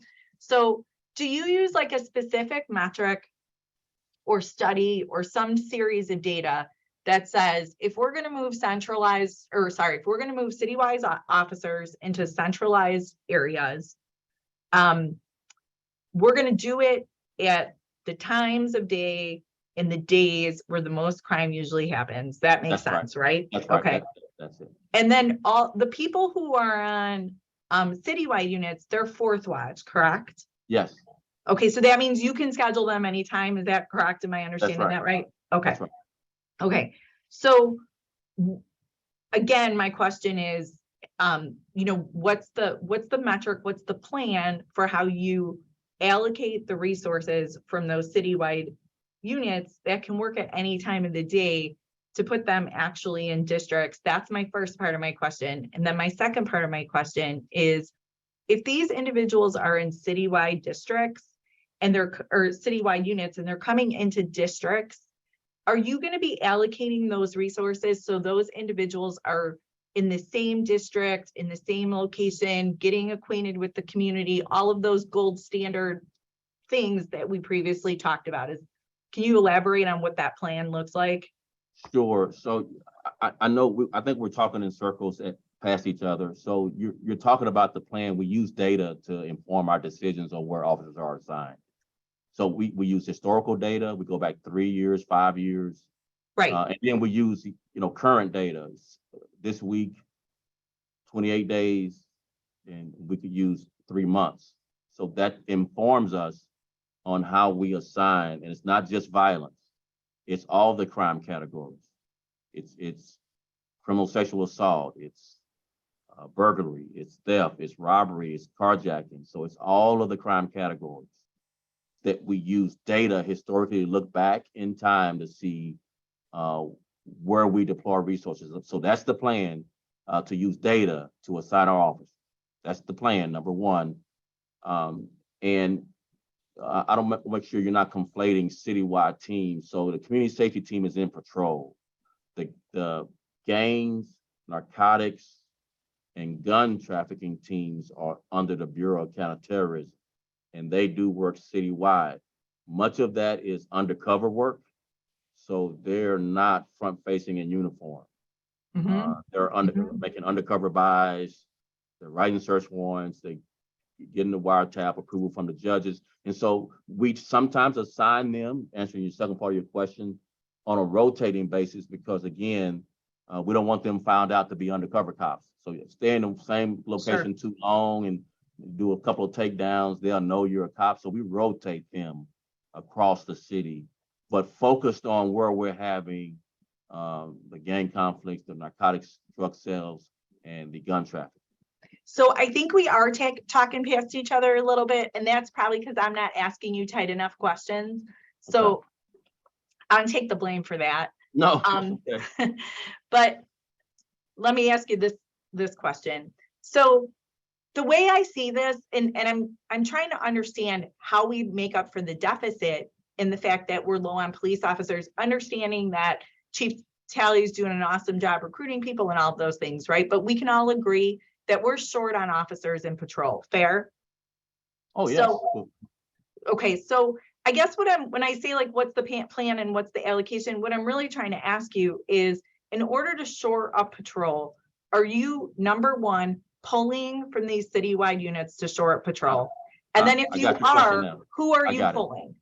Yep, gotcha. So I think, Brian, she's asking about tier deployments, the matrix, and the rotations to make up Yeah, the so, Yep. yeah, I can answer that. So your question really is, how do we do more with less, which is really what we're doing right now. Right. You know, we're Right. recovering more guns. That's my we're question. we're reducing shootings, we're reducing homicides. So starting back around January and February, we came up with what is tier deployments. So if you look at our tier deployments, tier one would just be normal operations. We wouldn't really have any extra resources out there. Right now, we're at like our highest level tier, which is all hands on deck, right? So what that really means is that every day, every bureau in the department provides a certain number of personnel that I deploy out to our violence zones every day. So Bureau of Detectives assigns a certain number of people. Bureau of Constitutional Policing and Reform, Bureau of Counterterrorism. They all give us a certain amount of people. All the deployments come out of my office every single day. It's a daily deployment sheet that shows you the deployments for the entire city. You can go to any district, see who's in your district, what bureau they're from, how many people they are, who the sergeant is, what the sergeant's name is, and the sergeant's phone number in case we need to move somebody. So in addition to that, we have what's called a matrix, right? It's a canceled day off matrix. The matrix goes for 5 weeks. It consists of every single unit out of the department. And every 5 weeks, every officer has one of their days off canceled. Their first day can't cancel. So when you're up in the matrix, you could look out like into November and say, all right, when am I up?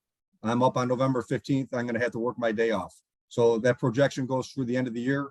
And then at one point, I think the matrix was down to 3 weeks. So we were able to get more people on a daily basis. But the current matrix is 5 weeks. And then we'll reconsider what we need at the end of the year, whether or not we can do away with it or whether or not we need to continue it. Okay, so Chief, can I just follow up on one thing there? So Yep. everything that you said just made sense to me. And I get what you're saying, like, how are we doing more with less? But my next question to that is this. So you look at those sheets every day and you're responsible for sending people out. And I'm trying to marry two concepts here so that people in communities who have, a lot of issues can feel some comfort that doing more with less is not costing them the kind of trust in the police department that we're all striving for, right? So when you're making those decisions on who's going where in your tier deployment, are you making those decisions with an eye towards, this group of people has been in the 15th district and they've been there for the last 2 weeks and now they know the geography, they know some of the people, they know what the crime looks like? Or is it just random as to what bodies you have on hand every day? And I'm not asking that question to be critical. I'm asking the question because I want to make sure that people who live in communities that need the most help can feel some comfort that they're not going back to any random police officer in their neighborhood who doesn't know who they are and doesn't have any idea about what's actually going on right there, knowing that Chicago police officers know what's going on in the city, but you know what I'm getting at. Yeah, so it's not 100%, but yes, we do try to keep the same people in the same places. And one of the things that I did miss was what's called our SDI. It's our Strategic Deployment Initiative. And that's an overtime initiative. So that's another contingent of people that we get every day that we get to deploy out. So those people from the SDI are the people My that we really. work wants me to go home. Sorry, excuse me. So Go the people ahead. the people from the SDI or the overtime initiative are the people that we really try to move to the different districts because it's different people every day. And we try to keep the people from, a lot of times though, all the tier deployments are kind of rotating. So the detectives sometimes, they may not give us the same people every day, but we try to send them to the same districts in the same locations. So when they rotate their people back, that they end up in the same places. Okay. And so do you have any way to measure how successful CPD is at actually making sure that those deployments are comporting with the overall goal of building those police community relationships? Is there any metric that you can use to see like how successful are we at actually doing that when you're doing these tiered deployments? I mean, Like, can you tell me like 25% of the time I get people in the same district, work in the same area, in a given week? Or can you tell me that, or is that a stat you guys just don't have? No, one of the things I could touch on from the beginning, when we talk about every officer in patrol is assigned to a car, right? So they have a car, like you're assigned to a B car, you work that B car. You know, we don't take people off their B cars, right? If we're short personnel, a B car may be down, but your assignment is your assignment. So people don't, police officers are creatures of habit. They don't like change. You know, they like to stay in the same district. They like to work the same car. And if for some reason they're taking off their car, they will bring it to the attention of their supervisor and be like, why am I off my car? So we do our best to keep people on their cars. I mean, it's probably a good percentage of the time that officers are working their beats all the time. Tier deployments is a little different. I wouldn't be able to give you a ballpark. It's probably pretty low based on the fact that the tier deployments rotate and that the emerging crime trends rotate. So they're not always in the same areas. It's not always the same officers. Okay, thanks. Okay, so I'm going to move to, we just have like one more series of questions related to training. And I know we're probably going long, but I'm going to say that we're not going 8 hours. So can you give me a little bit more?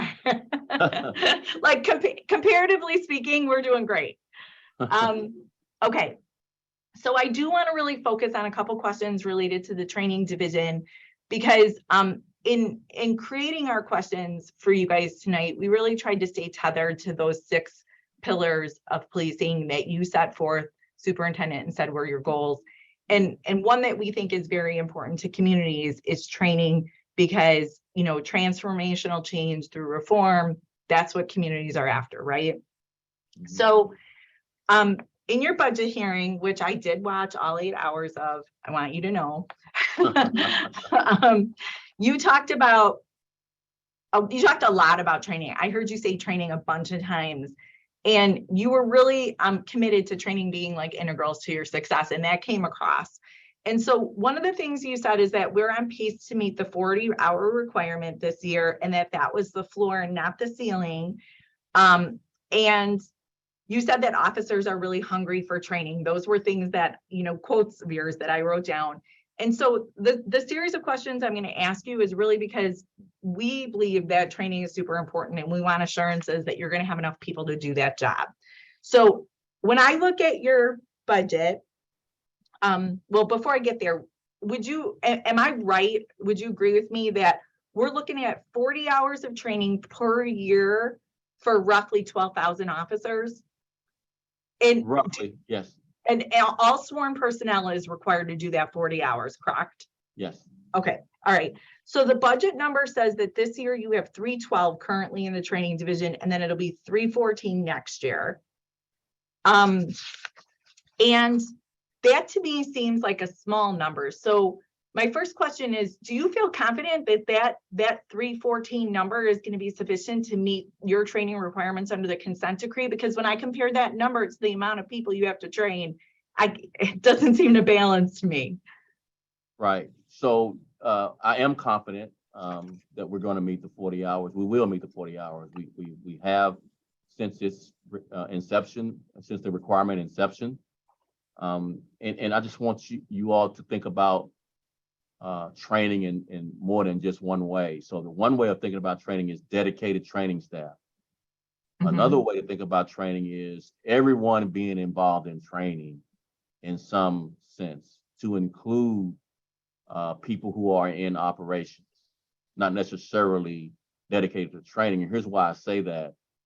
If we're really going to change the culture, it's going to have to be everyone involved in changing the culture, not just a group of 312 trainers trying to change the culture of 11,000 people who could sit there and just fold their arms in a class and not really be impacted by changing their hearts and minds around what we're trying to train them on, a new policy or a new rule or law or whatever. So we're launching several different ways to think about who are our trainers.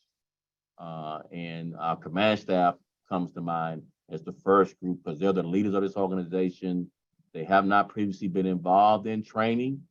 They've been in the classroom when they should be getting their training certifications and be part of the training cadre of trainers, to include as well as there's a lot of informal leaders and peer support and various assignments that could be added to just think about the adjunct professor Mhm. idea.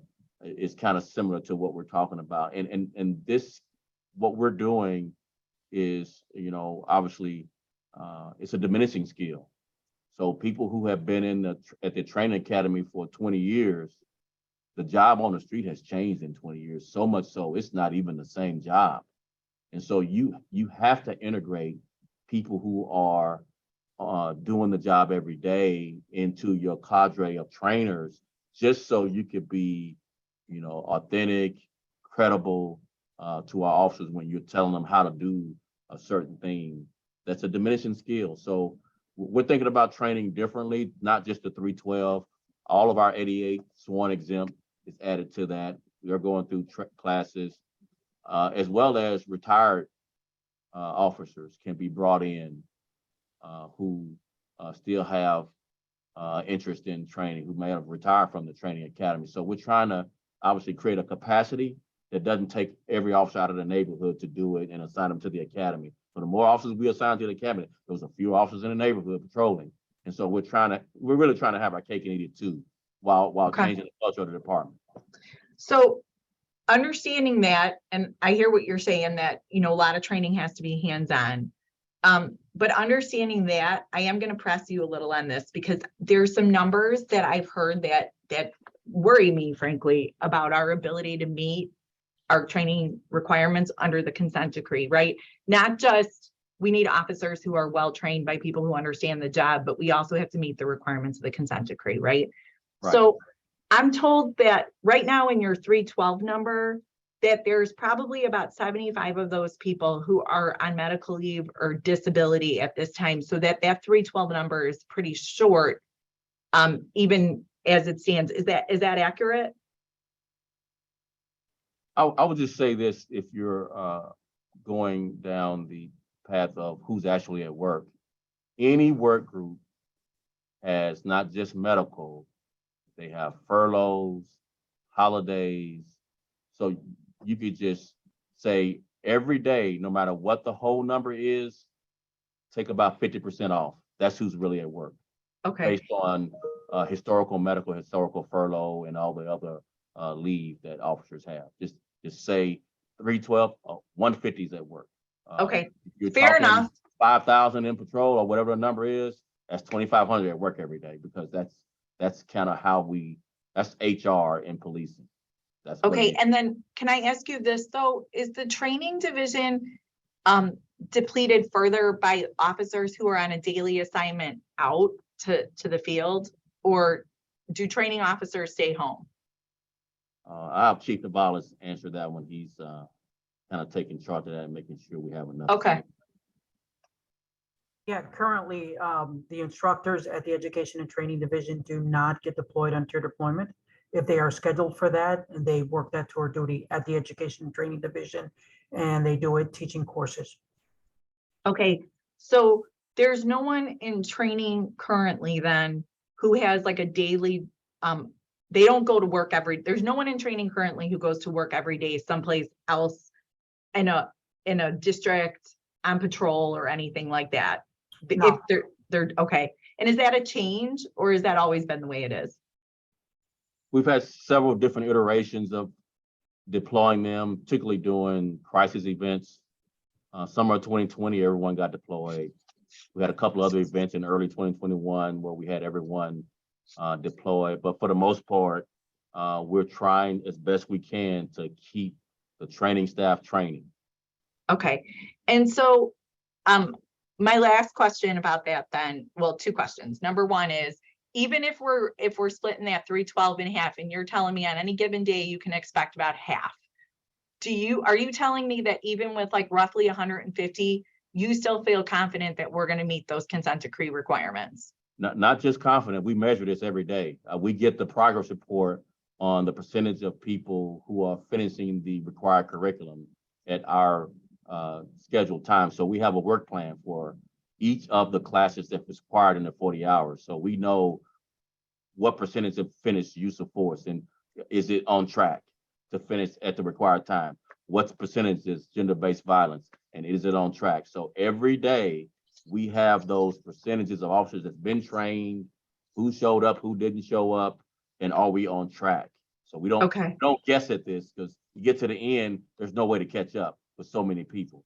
Got it. So given that part of our responsibility is to ensure that compliance with the consent decree, if we requested that documentation, we'd be able to get that, right? Sure.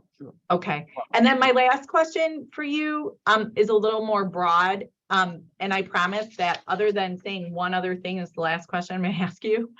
What's your metric for ensuring that the training that police officers are receiving? Like if I, as a Chicagoan, as I said, I'm a mom of 4, I want to go to sleep at night knowing that the police officers that are out there have been trained, but I more importantly care about, is the training high quality training, and how are we measuring what's high quality training? So can you tell me how that looks to you?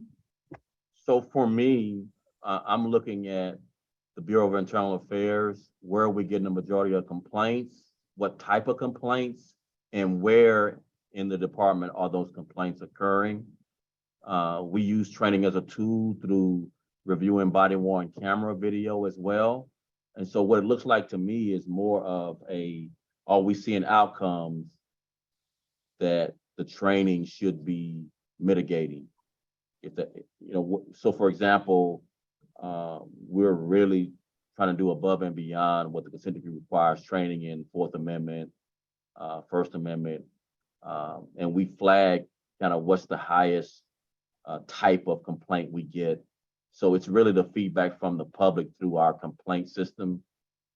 We do some surveys that we need to shore up on kind of feedback from the community on what they're seeing us fall short at. And so really the primary metric is BIA, COPA complaints. Are we seeing improvement? The consent decree is going to require us to do an even deeper dive through an auditing process of operational compliance. We're building that capacity to be able to do that, but we need to upgrade our technology. Obviously, our new records management system is going to really highlight the ability for us to be able to do more of a deep dive auditing process on is what we're training people on, is it taking? Is it changing behavior? Is it changing the culture through an auditing process? Not just the feeling we have, is there data to support behaviors being changed? So right now, though, through BIA and type of complaints and where those complaints occur, and do body-worn camera reviews on what the complaints are coming out of our body-worn camera reviews. Okay. All right. I promise that was my last question, and I'm not going to be a liar. No, you're okay. So I just want to wrap up by saying a couple things. One that I want to say is that there's 3 areas that we didn't get to tonight in your 6 goals. And all 6 of those are important to us. We just chose the ones that we felt like needed the immediate attention. Okay. So 3 more areas we're worried about are strengthening investigations, recruiting and retaining a diverse workforce, and in that part, the retention part, and then enhancing officer wellness. So I just want to say that President Driver indicated this earlier, but we are going to be submitting some additional written questions to you, because as we continue to do our homework and we listen to your budget hearing, and we've done our due diligence, we are playing a mean game of catch up. So we have some more questions for you that we'll be submitting in writing. But I do want to just give you the warning of what you're going to get. So at the budget hearing, you did talk a lot about how successful you have been, especially with Chief Talley's efforts on the recruitment. But one of the themes that was repeatedly discussed at the budget hearing by the aldermen in particular were concerns about retention. And recent media reports have made a pretty strong argument. We've seen some interviews by police officers who've left the force, things like that, that some of the attrition is not only the result of retirements and those things, but it's the result of repeated changes to officer schedules and repeated canceled days off and repeated extension of tours. And so those are things that we certainly have questions about, but we're not going to address those today. We will submit them to you in writing. Okay. And then the last thing that I wanted to say is this. our commission, I'm saying this to you, but I'm also saying it to any other police officers who are listening right now. Like, we are a community commission, but our commission is very serious about officer wellness. And we are extremely concerned about issues related to officer wellness. And we purposely stayed away from a lot of the questions that we have on that today, because we believe that that is such a deep issue that we didn't want to cover it in the context of a budget hearing. We think that that deserves a deeper dive because it is significant and important to us, and there's a lot to it. So I just want to say before we wrap up that we are making a commitment to members of the community and to members of the Chicago Police Department that we will be addressing issues of officer wellness, and we are working very hard to try to understand what the issues are there. I know you are too. So you're probably sick of talking to me, but I am looking forward to these are us very having. good. These are very good, thoughtful questions. I'm not sick of talking to you. Good. But I'm looking forward, as my other commissioners are, to having an in-depth conversation with you and your staff about those officer wellness issues. And we didn't want to leave the impression that any of those other 3 goals that you set are not goals that we're paying attention to. We just didn't have time to get to them tonight. So I think President Driver has a couple more things to say, but as I finish talking, I just want to thank you so much for your time. Chief McDermott, thank you for all of your answers. And this was a lovely conversation. I learned a lot, so I'm appreciative of you guys taking the time to talk to us. Thank you. Thank you. Definitely, and I echo Commissioner Loisen's sentiments.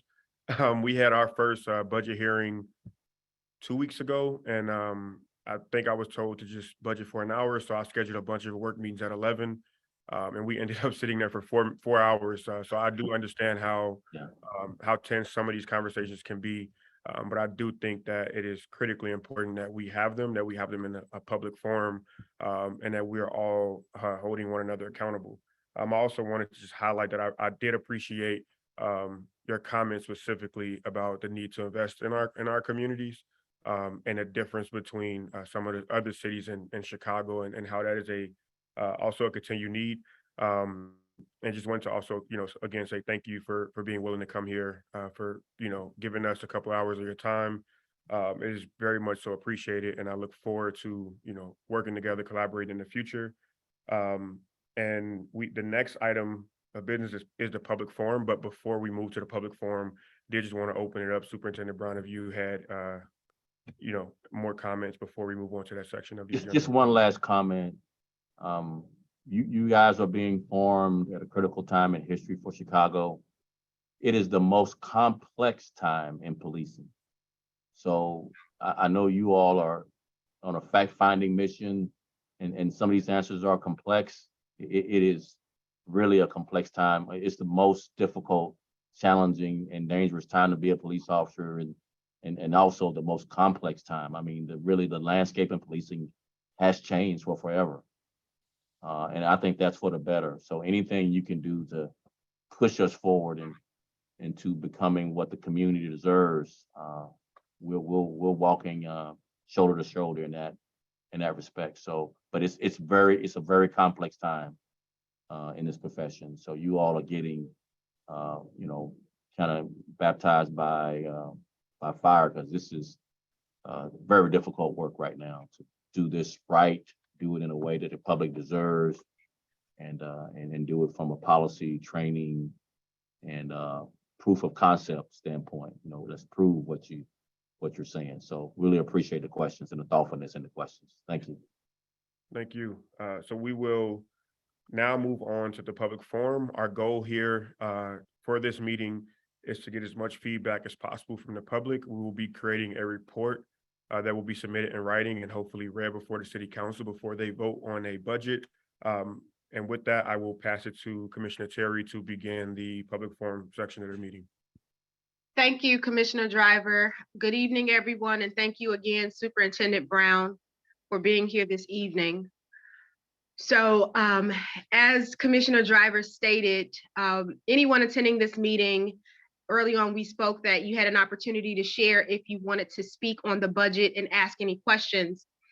We won't be responding, of course, to the comments or answering any questions tonight, but we'll follow up later, where applicable and where it's appropriate. And so we want you to know that we definitely take into consideration all of your comments and questions, and we will move forward with a review. As Commissioner Driver said earlier, if you're interested in speaking, I do have a list of 3 people who have submitted their names, and I will call you out shortly. And those individuals who have signed up to speak, we ask that you take no more than 5 minutes to share your thoughts or ask your questions. And if, in fact, we may need to respond, we will accordingly. But as we stated, we'll respond at a later date. And so according to my list, in this order, I have Elena Gormley, Jasmine Smith, and Kobe Guillory. So is Elena Gormley still on the phone? Yes, can you hear me? Yes. All right, great. Thank you. My name is Elena Gormley. I am a social worker here in Chicago. And my comments are mainly going to be focusing on an aspect that is a service that is part of CDPH, but also there's been lots of discussion around officer wellness. I have really significant concerns about the fact that we are allocating a really significant budget increase and new helicopters when we are in the midst of a really severe mental health crisis citywide. It's not just officers, it's normal everyday people from all walks of life are having a really challenging time right now. The situation was really bad before COVID. COVID made everything worse. And so we're allocating this increase in the budget, and it's not clear if that's actually going to effectively end violence. And we are not even lifting a finger to reopen any of the closed CDPH mental health clinics.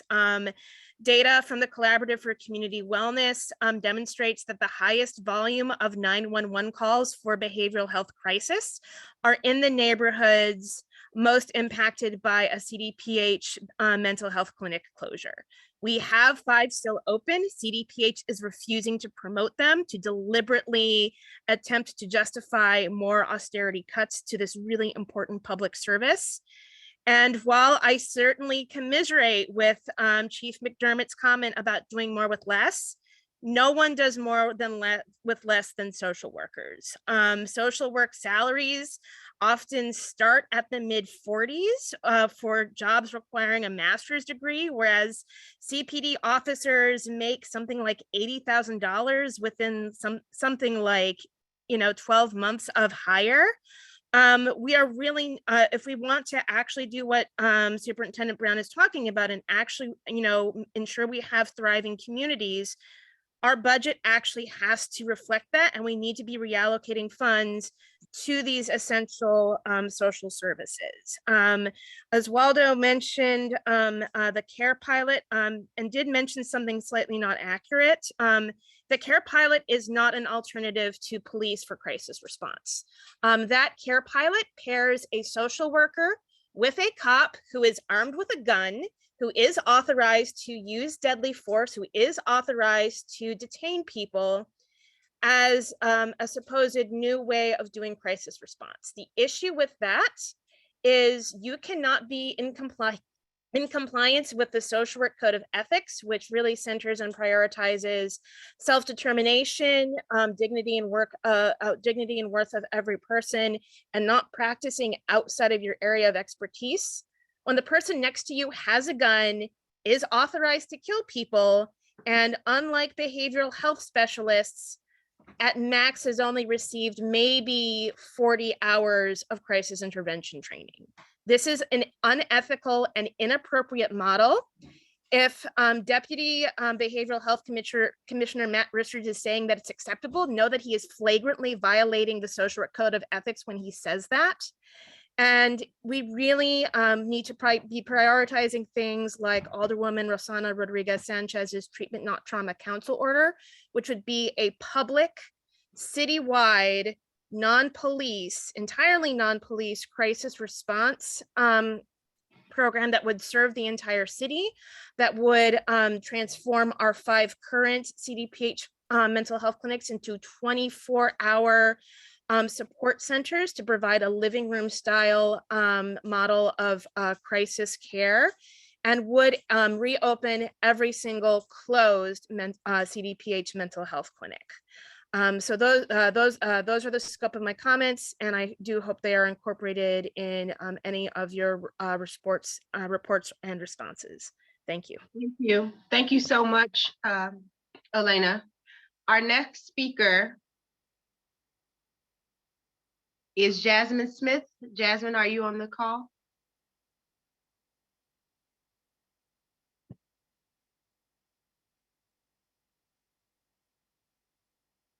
Okay, looks like Jasmine is no longer on the call.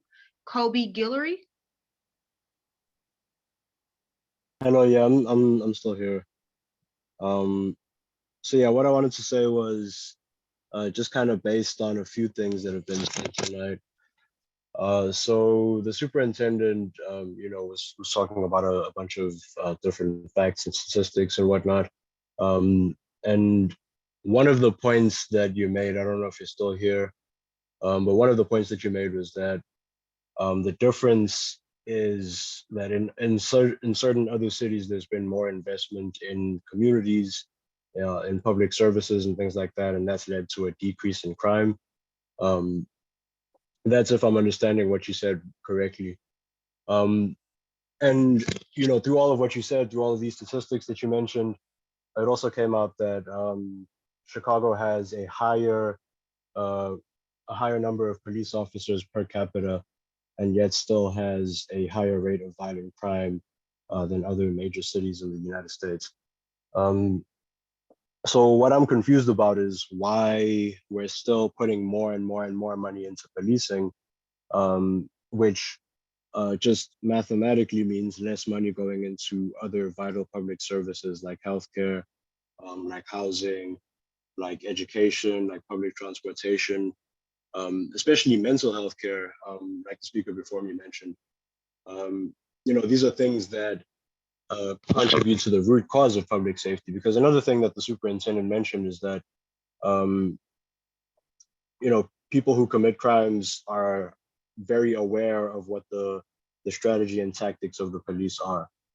So there's just going to be this game of catch up if we don't actually look to the root cause of why crime happens, why violence happens. And it's not just because people like being violent.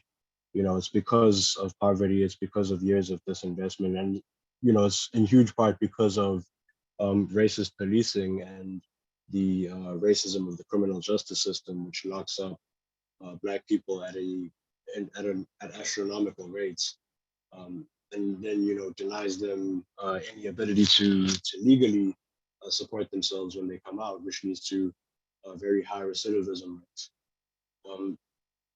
So I say all of that to say that I think that it's absurd that we're still raising the police budget while there's staff shortages in every other field of public service. There's hospitals closing down, there's a lack of bus drivers and train conductors.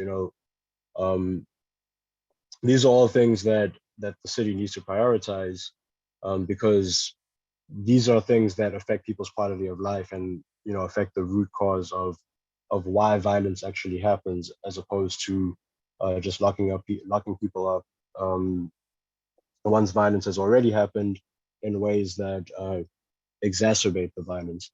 And the last thing I'll say is that as far as I know, the budget doesn't include the lawsuits for when police officers brutalize people, which I don't know if someone mentioned this in the meeting. I've kind of been in and out doing other things, but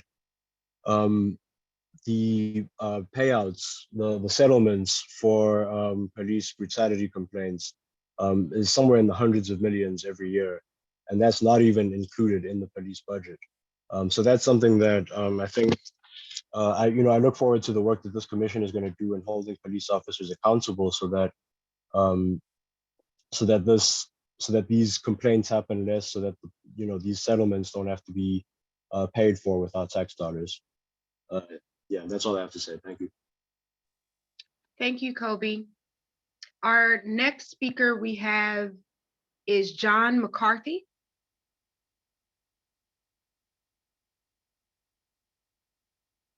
Is John McCarthy still on the call?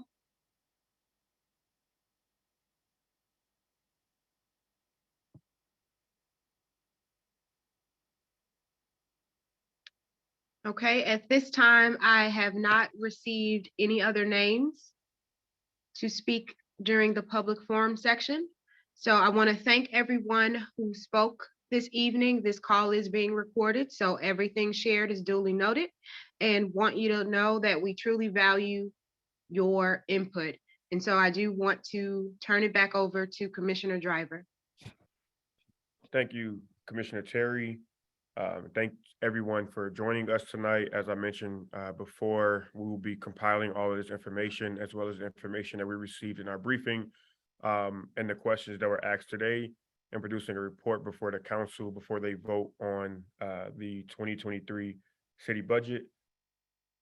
The next order of business is the announcement of our next commission meeting. The commission's next regular meeting will be this Thursday, October 27, 2022 at 6:30 p.m. at Kennedy King College. Information about the meeting is available on the commission's website, chicago.gov/Chicago Community Commission. With that, we will move to adjourn the meeting. Do I have a motion to adjourn? So moved.